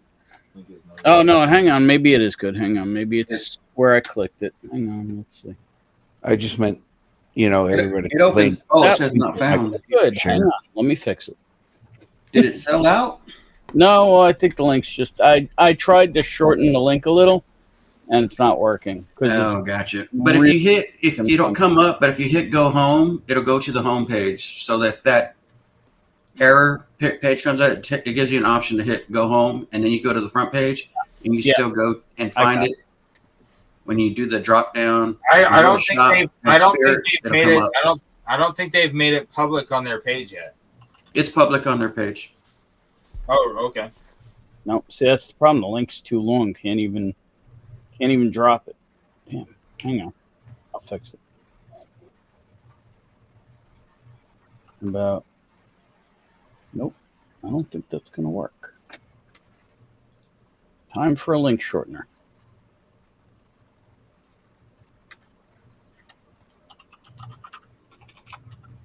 Wait a minute. That's a different single malt. Maybe your guys are sold out. No, don't go to that link. I'll fix it. Hang on. No, I'm at their homepage. That's how I bought it a few days ago. Was going to their homepage. I didn't even go to the link Mark had. It might be gone because I'm on their homepage. I have not seen it on their homepage. I've only seen it on the pre-sale link that we have. I'm just making sure it works before I drop it again. All right. So guys, before we move on to current military news, which Troy, you asked about earlier with the shutdown and stuff, there was one more video that really got to me when I was searching for videos today that I want to share with you guys, just because it really took a hold of my heartbeat. You know what I mean? So please give some attention to this guy's message and what he wants it's still to. there. Low stock. Yep, I got it. I was low on blood. I was slowly bleeding out. Didn't even know it. The last thing I remember before I passed out, the 160th guys put down a multi-million-dollar piece of machinery that they pretty much had no authorization to do in the middle of Afghanistan, in an area that's had several firefights going on throughout the night. They literally just landed on the ground and sat there because they knew the boys needed them. They loaded me up in that helicopter. They were pushing the percentage of that thrust so hard that the helicopter was shaking. The guys put it on the line for the guys, you know. I went to surgery that night. I asked, say, hey, the pilot's going to come in and say hi to me. I really want to talk to those guys. They said they'd come in, but they're just doing the job. Nothing really to talk to you about. Had a newborn twins at the time. I'd really like if they come in and said hi to me. Just want to thank them. I was.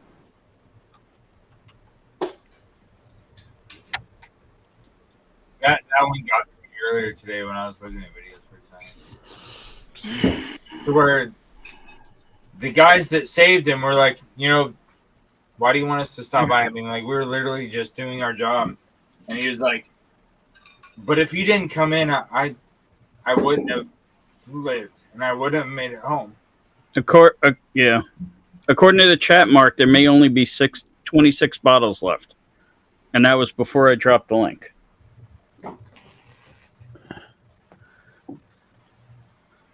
There appears to be 26 bottles left. That's crazy because last Tuesday there was 174. I'm telling you, was it only that long ago we bottled that? Yeah. Damn. I'm telling you, it is the best. And like I've told you guys before, we don't make any money off this. Like, it's sold. I only have one on the way. It's the best American single malt that I've ever had. I'm getting worried. I only got one on the way, Mark, but I did have to double ship it. Oh, yeah. You got to ship it to somebody in a nearby state. Yeah, mine is going to Tennessee and then here. Because you're the only one I see. If you're in one of the states that they do ship to, there is a code you can use, Welcome 10 for 10% off. Yeah, I found out after I ordered it, but it's fine. I'm good. If you're military, there's a 10% discount as well. Yeah. And then if I you didn't find that out until right now. If you spend $115, it's free shipping. I'm waiting for someone's review on a color cast. Anyone picked up who another needs bottle to today. Cast strength, 46 cast strength. Yeah, DM me on Discord. Yeah, Charles. The Total Wine that's like 15 minutes from my house, they have the Maker's Mark cast strength just sitting there. And I have a 24 and a 23 46 cast strength that I haven't opened yet because I'm so far behind on reviews, as Ben was just talking about. Because I've got the color cask and the rest of Copperworks standard lineup, their regular flagship model. I've got a review that's already filmed and done of probably 6 other bottles aside from those ones that I haven't filmed yet that I haven't gotten to filming yet because I am busy as fuck right now. And leading into what is going on in current military news. Nice segue, right? Good? I did good with my segue? So with you being shut down, you got the time. I got time as fuck next week, absolutely. So I'm gonna do some editing. But first and foremost, we gotta do priorities, right? Priorities of work. U.S. military troops deployed right now, as of look at this, as of June 30th of 2025. I spent a solid hour yesterday looking at different websites, trying to find a more current what troops are deployed right now. But this is the most current one I could find, which actually I wasn't super mad at. Does anybody want to take a guess why I was not super mad at the most current one is June? That's right. OPSEC. Operational security. Absolutely. So we don't want to play all of our cards and show our hand to everybody right now. So the most current thing that we can find online of how many troops are deployed right now are from June. And as of June, we have 1,081,382 troops in our armed forces right now.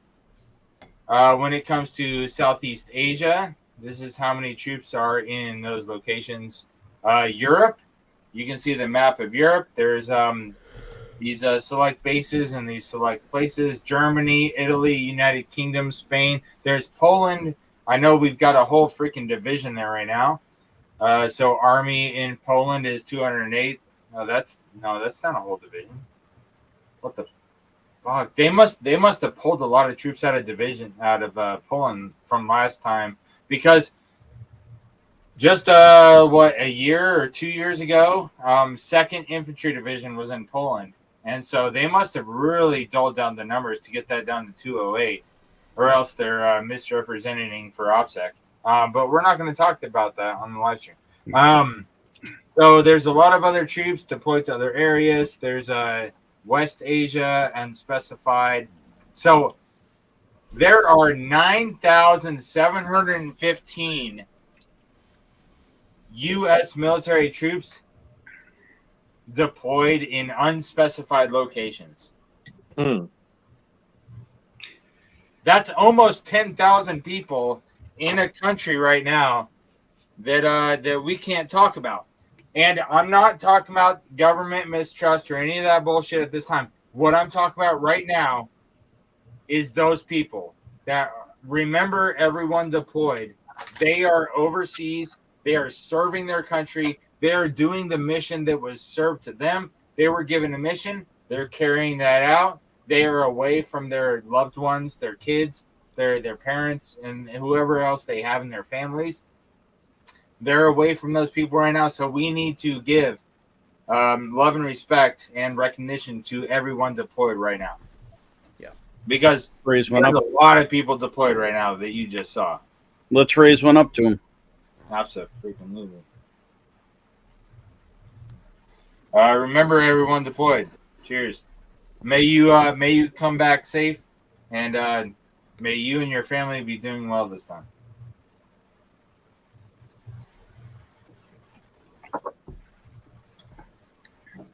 So as you guys just saw, that's a lot of people deployed right now.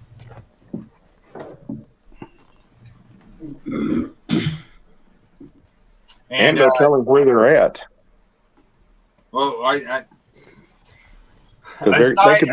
that's almost 10,000 people that could be spread out all over the place. Right. Yeah. Aside from those in those areas that are probably like Pakistan and areas like that, like CIA operatives or whatever the fuck, there's a lot of countries that we're not supposed to be in that we're in. You know what I'm saying? That we're not going to get into much more than that on a live stream.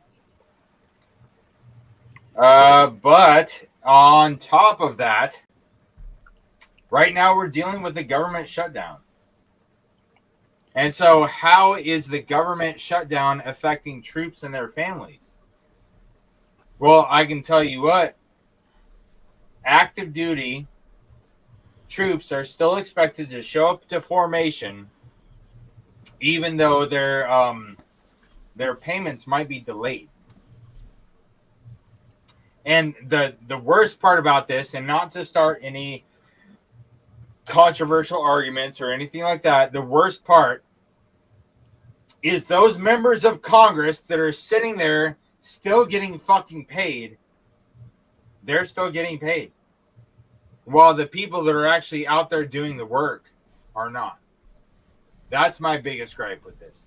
But as me as someone who gets their boots dirty, of course that'd be my biggest argument. Not a big surprise for anybody listening.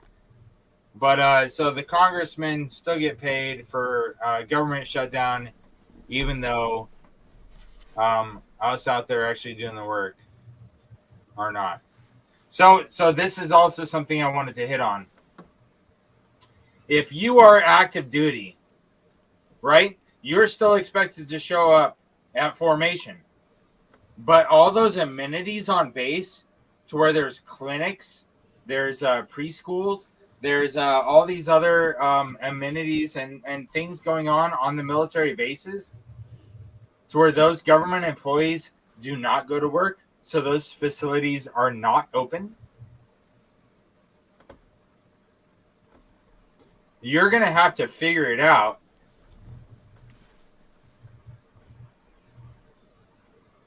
And make things happen while the people you depend on as an active duty soldier are not there. All right, so when it comes to medical, they're deemed as critical. So they are essential personnel, so they are still working and still getting paid. But that doesn't go for everybody. Not all civilian defense staffers are required to keep working in the shutdown. So there's a small percentage of government employees that are still getting paid to go to work, but the rest of us, like my full-time civilian job, I'm getting told to stay home right now. And so I am not going to work on Monday unless the shutdown, gets resolved. I got sent home early on Wednesday, and I did not go to work on Thursday or Friday because I was, a part of the non-essential personnel, which when you look at the whole government contracted personnel that works on base, I'm in like 80 or 75 or 80% of those that are declared non-essential personnel.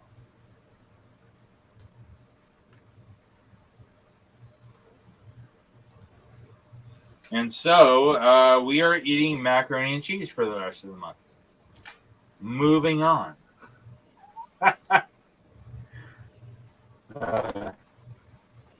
Hey, Mark, I think we could take down Charles's message. Oh, shit. My bad. Sorry.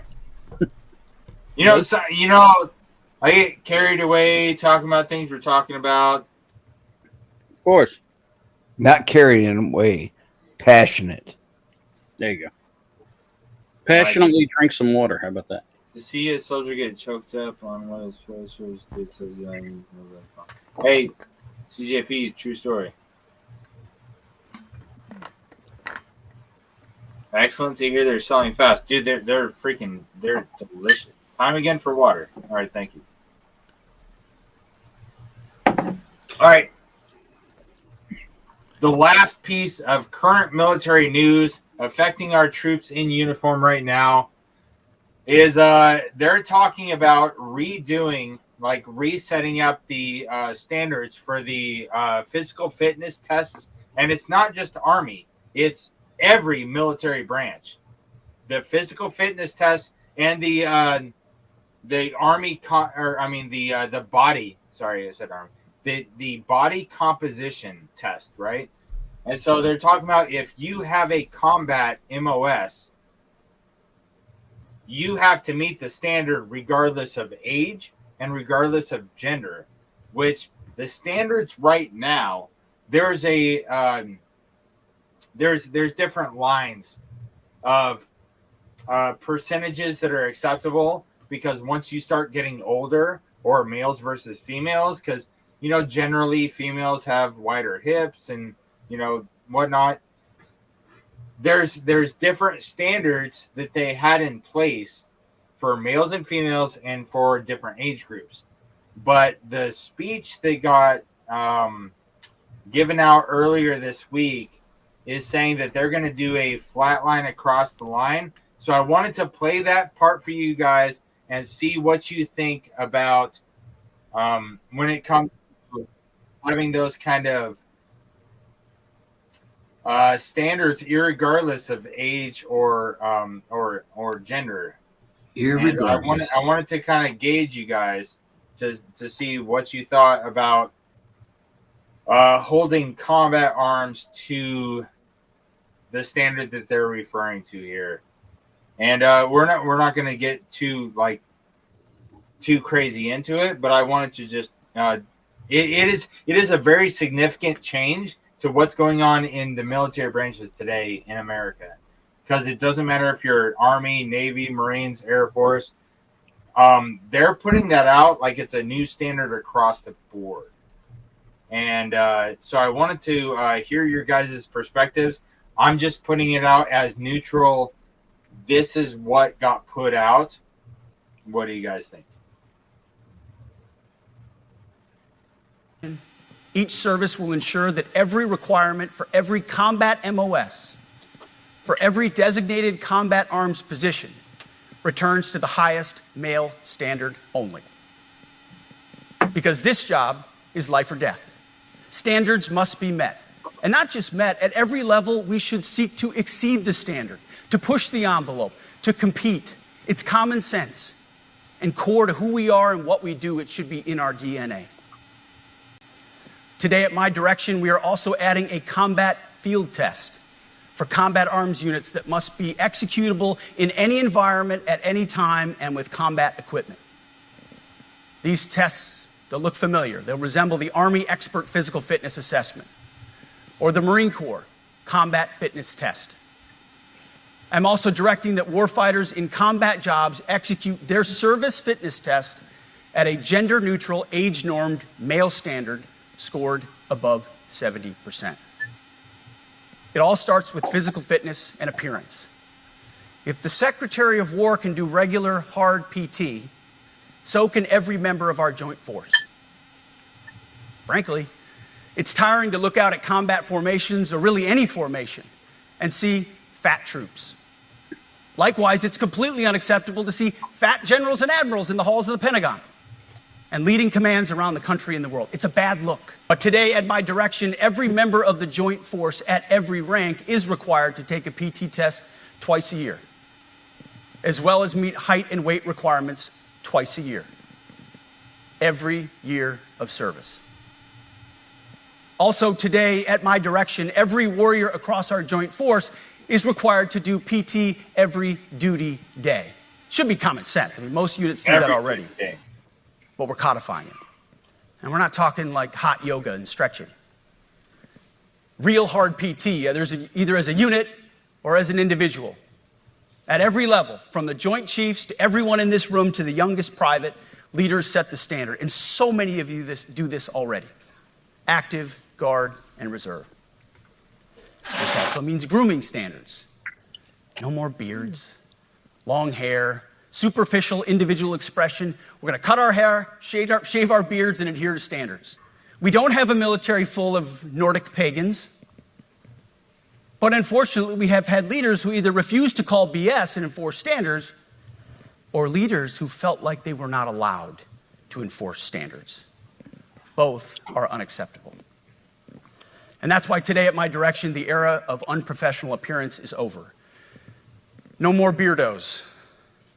The era of rampant and ridiculous shaving profiles is done. Today, at my direction. Okay, so that is a huge change to the last Sergeant Major of the Army that said our ranks will look different and people will be in different uniforms and blah, blah, blah. The last Sergeant Major of the Army said there's going to be a variety of people in our formations, and we'll just accept it, and we will drive on and continue, and we will get the mission done. That's what the prior Sergeant Major of the Army said. Now, what he was saying right there is applying to all ranks of all military branches, Army, Navy, Marines, Air Force, saying that they are going to set a standard across all branches to meet this standard.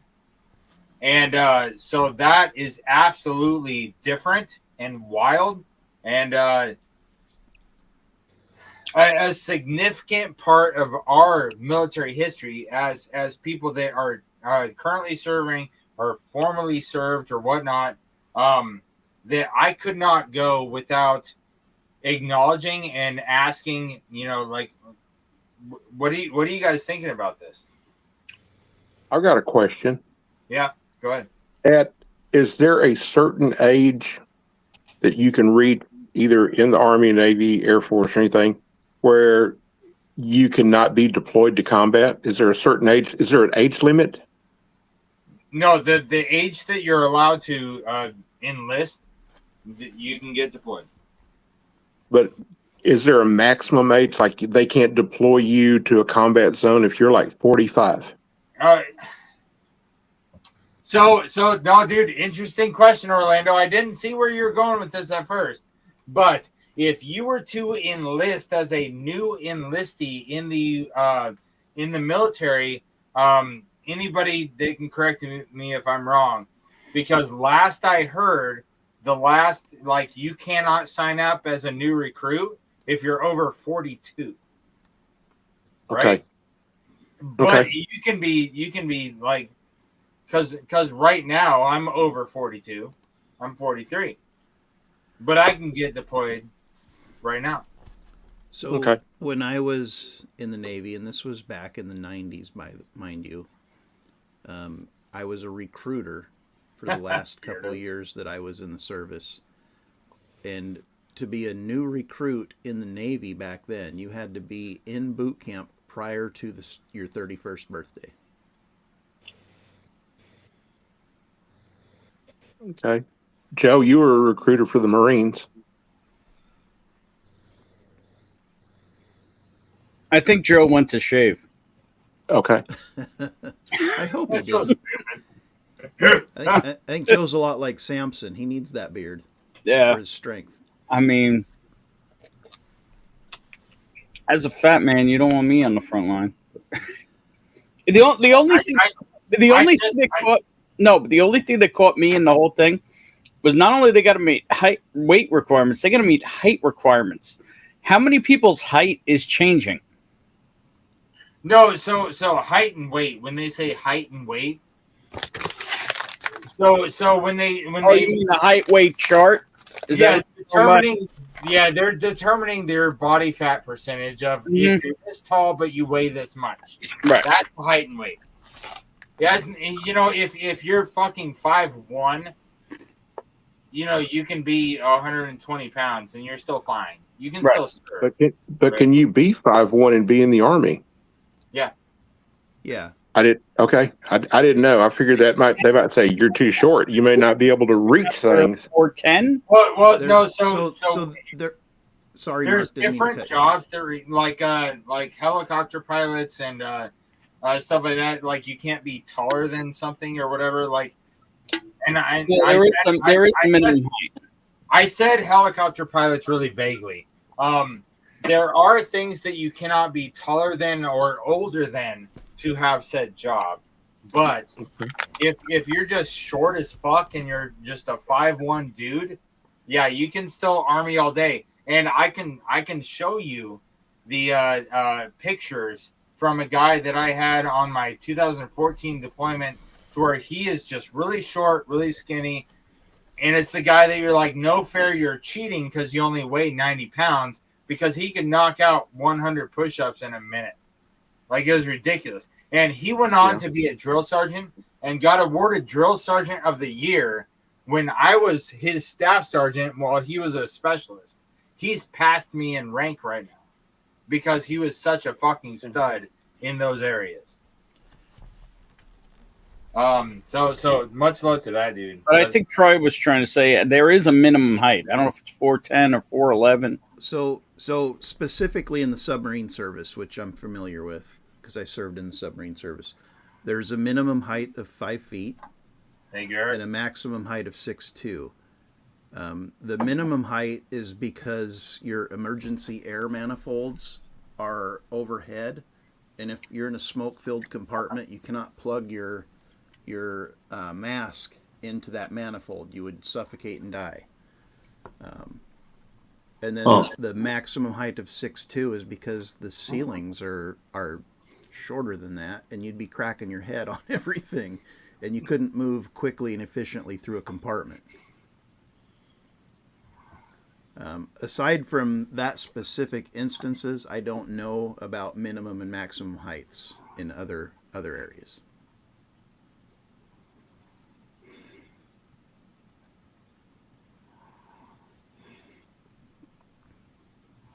All right, so tonight we talked about Mogadishu, Somalia.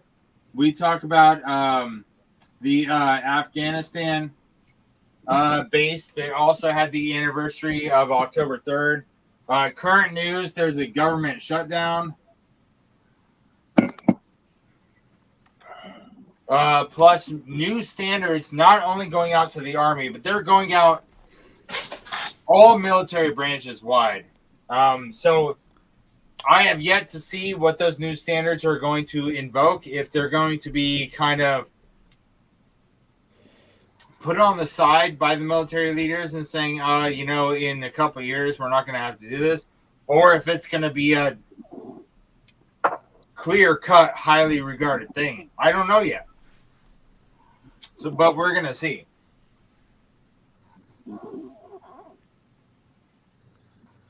But one thing is not up for debate.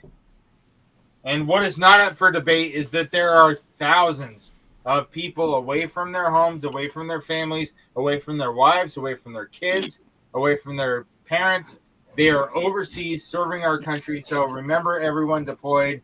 We've got tens of thousands of people right now across the world serving our country. And so we've got to raise a glass to them and remember, everyone deployed.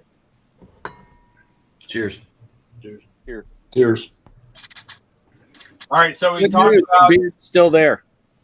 So we talked about multiple issues going on. I'm not with sponsored by Gillette. We talked about military history. We talked about it is the Navy's 250th anniversary birthday coming up on the 13th. The Marines are coming up on the 10th of November, but there is a Navy and Marines combined. Somebody has to protect those Troy ships. from Baker Drinks shared with us earlier. That's happening next month. That is going to be. It sounds like it's going to be a pretty fun, significant event. So if you're able to get over there to enjoy multiple days of those festivities, do that.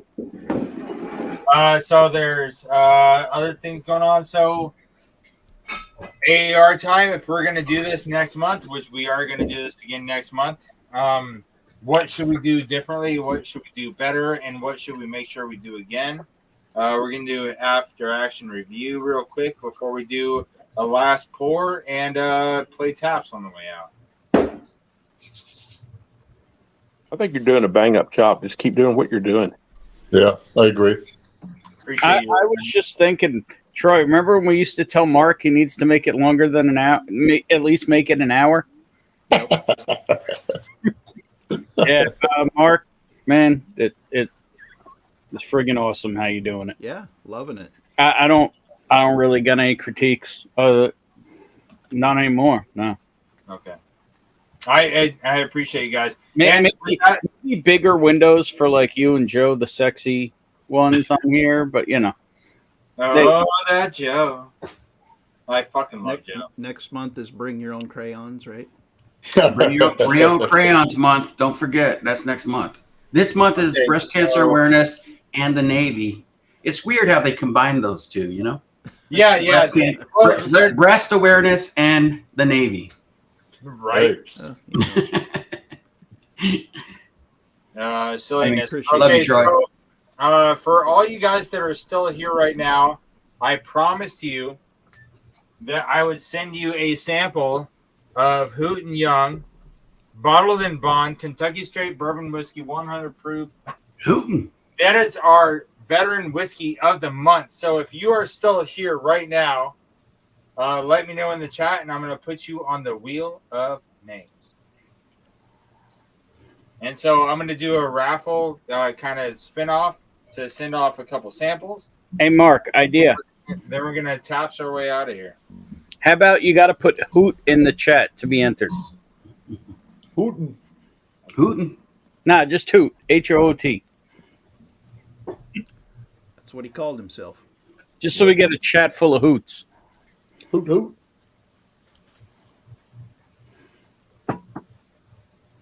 I didn't even hoot yet. Damn it. Get on it. He knows you're here. He's doing it in alphabetical order. Who? That means Z-Man's at the end. Z-Man's always at the end. He's... What the heck? Yes. Wait to see if you see my name in there, Joe. I think Dennis needs to be put to the back. We got a DKO? Yeah, I don't think... All right. There you go. Is the other one still back there, Mark? He's all tuckered out. Yeah. That's why I was in the back for like 30 minutes. I was like, what the heck? Poor little feller's all tuckered out. Well, so Joe, you know that with this, it's not like StreamYards where you see them front and prevalent if they're coming out the backyard. Streamlabs, it has you below what I can see, so I have to scroll up when I click on the side to see you. Oh no, that's fine. I'm just joking around. I was only back there for 29 minutes, not 30. For 29 minutes. All right, so Dave is still here. Eric is still here. Got Mark Emmenecker, C.A. Scotty, Gunderson, Eric G. Renstrom. Mojo was here. I think he's still here. Morgan, Tillers, Possum Crew. You got a lively chat, Mark. 30 people still here, as should be. CJP. Oh, CJP is still here. Nice. All right, so Ben from the north,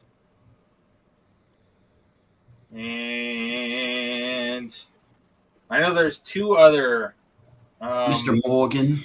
So yeah, Donald, James Morgan, James Morgan, Donald, Ben from the north, and there's one other one. It's like if you're in Canada or Europe, I'm sorry, I love you, but I can't. Just a suggestion there, Mark. I always add them anyways, and I let them pick somebody from the wheel. Oh, okay. That's up to you. I mean, that's just what I do. Yeah, if there's somebody you guys want to pick, but I can't send anything out of state. Yeah. Or, I mean, out of country. Sorry. Yeah, I had who was it? I think it was Ben Niemanhunter picked somebody from the wheel the last time. One of my he won one, and he picked somebody from the wheel. Nice. Just so that everybody's involved, participation trophies and stuff like that. Which will not be a part of our military any longer. No participation trophies.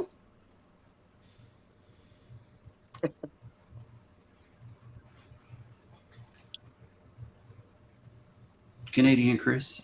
Yeah. Not here. Just came in. Not here. Not here. All right. How many Tuesday. shuffles do you want? Oh, wait. No, hold on. Before you tell me the shuffles, is there anybody here watching live that does not see their name on the wheel? Put it in the chat. Put your name on the chat. And if you don't want a sample of the Hooten Young, put your name in the chat anyway so you can pick somebody else to receive your sample. Dave R, you got him. Let's see, Eric J, Mark E.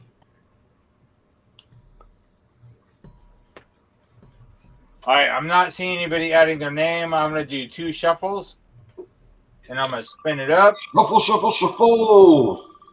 Good luck, everybody. Tillers. Bourbon Channel. Randy Tiller. Congratulations, Tiller. All right, I got Go one. subscribe to Tiller's Bourbon Challenge. One more. The man, the myth, the legend. Oh, that guy. Just Look kidding, how Zane. excited Love he you, brother. is. Look how excited he is. Yeah. All right, so playing with himself now. So Tillers and Z-Man, you got to shoot me an email at northwestbourbon@gmail.com. northwestbourbon@gmail.com. Shoot me an email so I can send this sample to you of Hooten Young Kentucky Straight Bourbon Whiskey. And I'm going to pour you a sample live. This is going to you. Hey, give mine to Joe. Oh, shit. You want to give your sample to Joe? Yes, sir. What a guy. I tell you what, Z-Man, I'd be glad to do that because Joe is my favorite Marine and one of my favorite people. I mean, I fucking yeah. Oh, no homo. I'm just saying. Don't be surprised when it shows up at your house there, Z-Man. Who's that at the door? All right, so I've already got these labeled up. It's the Hooten Young Bottle and Bond 100 proof. This is our October 2025 veteran-owned whiskey of the month. I am giving away 2 samples of that. And I just absolutely appreciate all you guys for being here. And we're going to close out for taps. Any of you guys watching live in the chat, you can click the link. I will not put you on right now. I'll let you join in for the backstage shenanigans because uncut, unfiltered. We're gonna chop it up for a little bit in the back screen or backstage rather. But we're gonna close out with taps as soon as we close out the poll. Let's check the poll before we close it out. Can I say one last thing before? 36% Army, Coast Guard, 34% Navy Marines. I think this is the closest poll we've ever had. 36% Army, 34% Navy Marines. Wow, that's close. So Air Force, Space Force, 18%. Other countries' military, 12%. I appreciate all you guys coming in, checking in. We are ending the poll right now so you can see the stats in the chat. Mark, can I say something real quick? All you guys that voted in that poll, that was a good one. That was a close neck race, and it flopped who was on top a couple times. Can I say something, Mark, real quick? Go ahead, buddy. Just so you guys know, next Friday, Bonnie and Ben are doing their cancer walk. So make sure you show up to that, hang out, donate if you can. I know there'll be a few prizes there and stuff like that. But this is Breast Cancer Awareness Month, so let's protect those tatas and Absolutely. Ben's Whiskey Uncensored live on next Friday. Appreciate it. Yeah, we're doing a fundraiser for Bonnie. For anybody who doesn't know, she's a year and a half clear of the, as I call them, murder boobs. And yeah, with a whole lot of fundraiser, going to give away a couple bottles. Joe donated a flight. If anybody wants to donate anything to give away, that's cool too. Otherwise, I have the link posted, and I'll be posting it and putting it other places. Going to give away some bottles, some flights. Feel more than free to put it in the chat. Absolutely.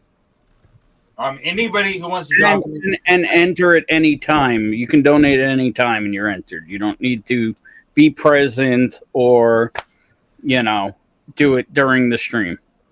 Yeah. If you win, you win. Roger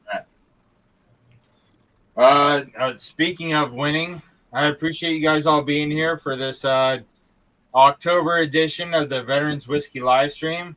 Had a good time talking about historical military events, what's going on currently with our military, and just chatting up with you guys because we all need other people to talk to. And so, cheers to you. Cheers, CA Scotty. Cheers.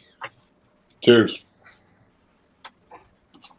And we're going to close out with taps. And like I said, if you want to join the backstage, you are more than welcome to join the backstage. And it will not be recorded. It will not be brought up in any time, because what goes on in the backstage stays in the backstage for the most part. God bless your families there, CA Scotty. All right. Love you guys. See you guys next month. First Saturday of the month. Let your veteran friends know that they have a place where they can come to and talk about military issues and things going on with them and theirs.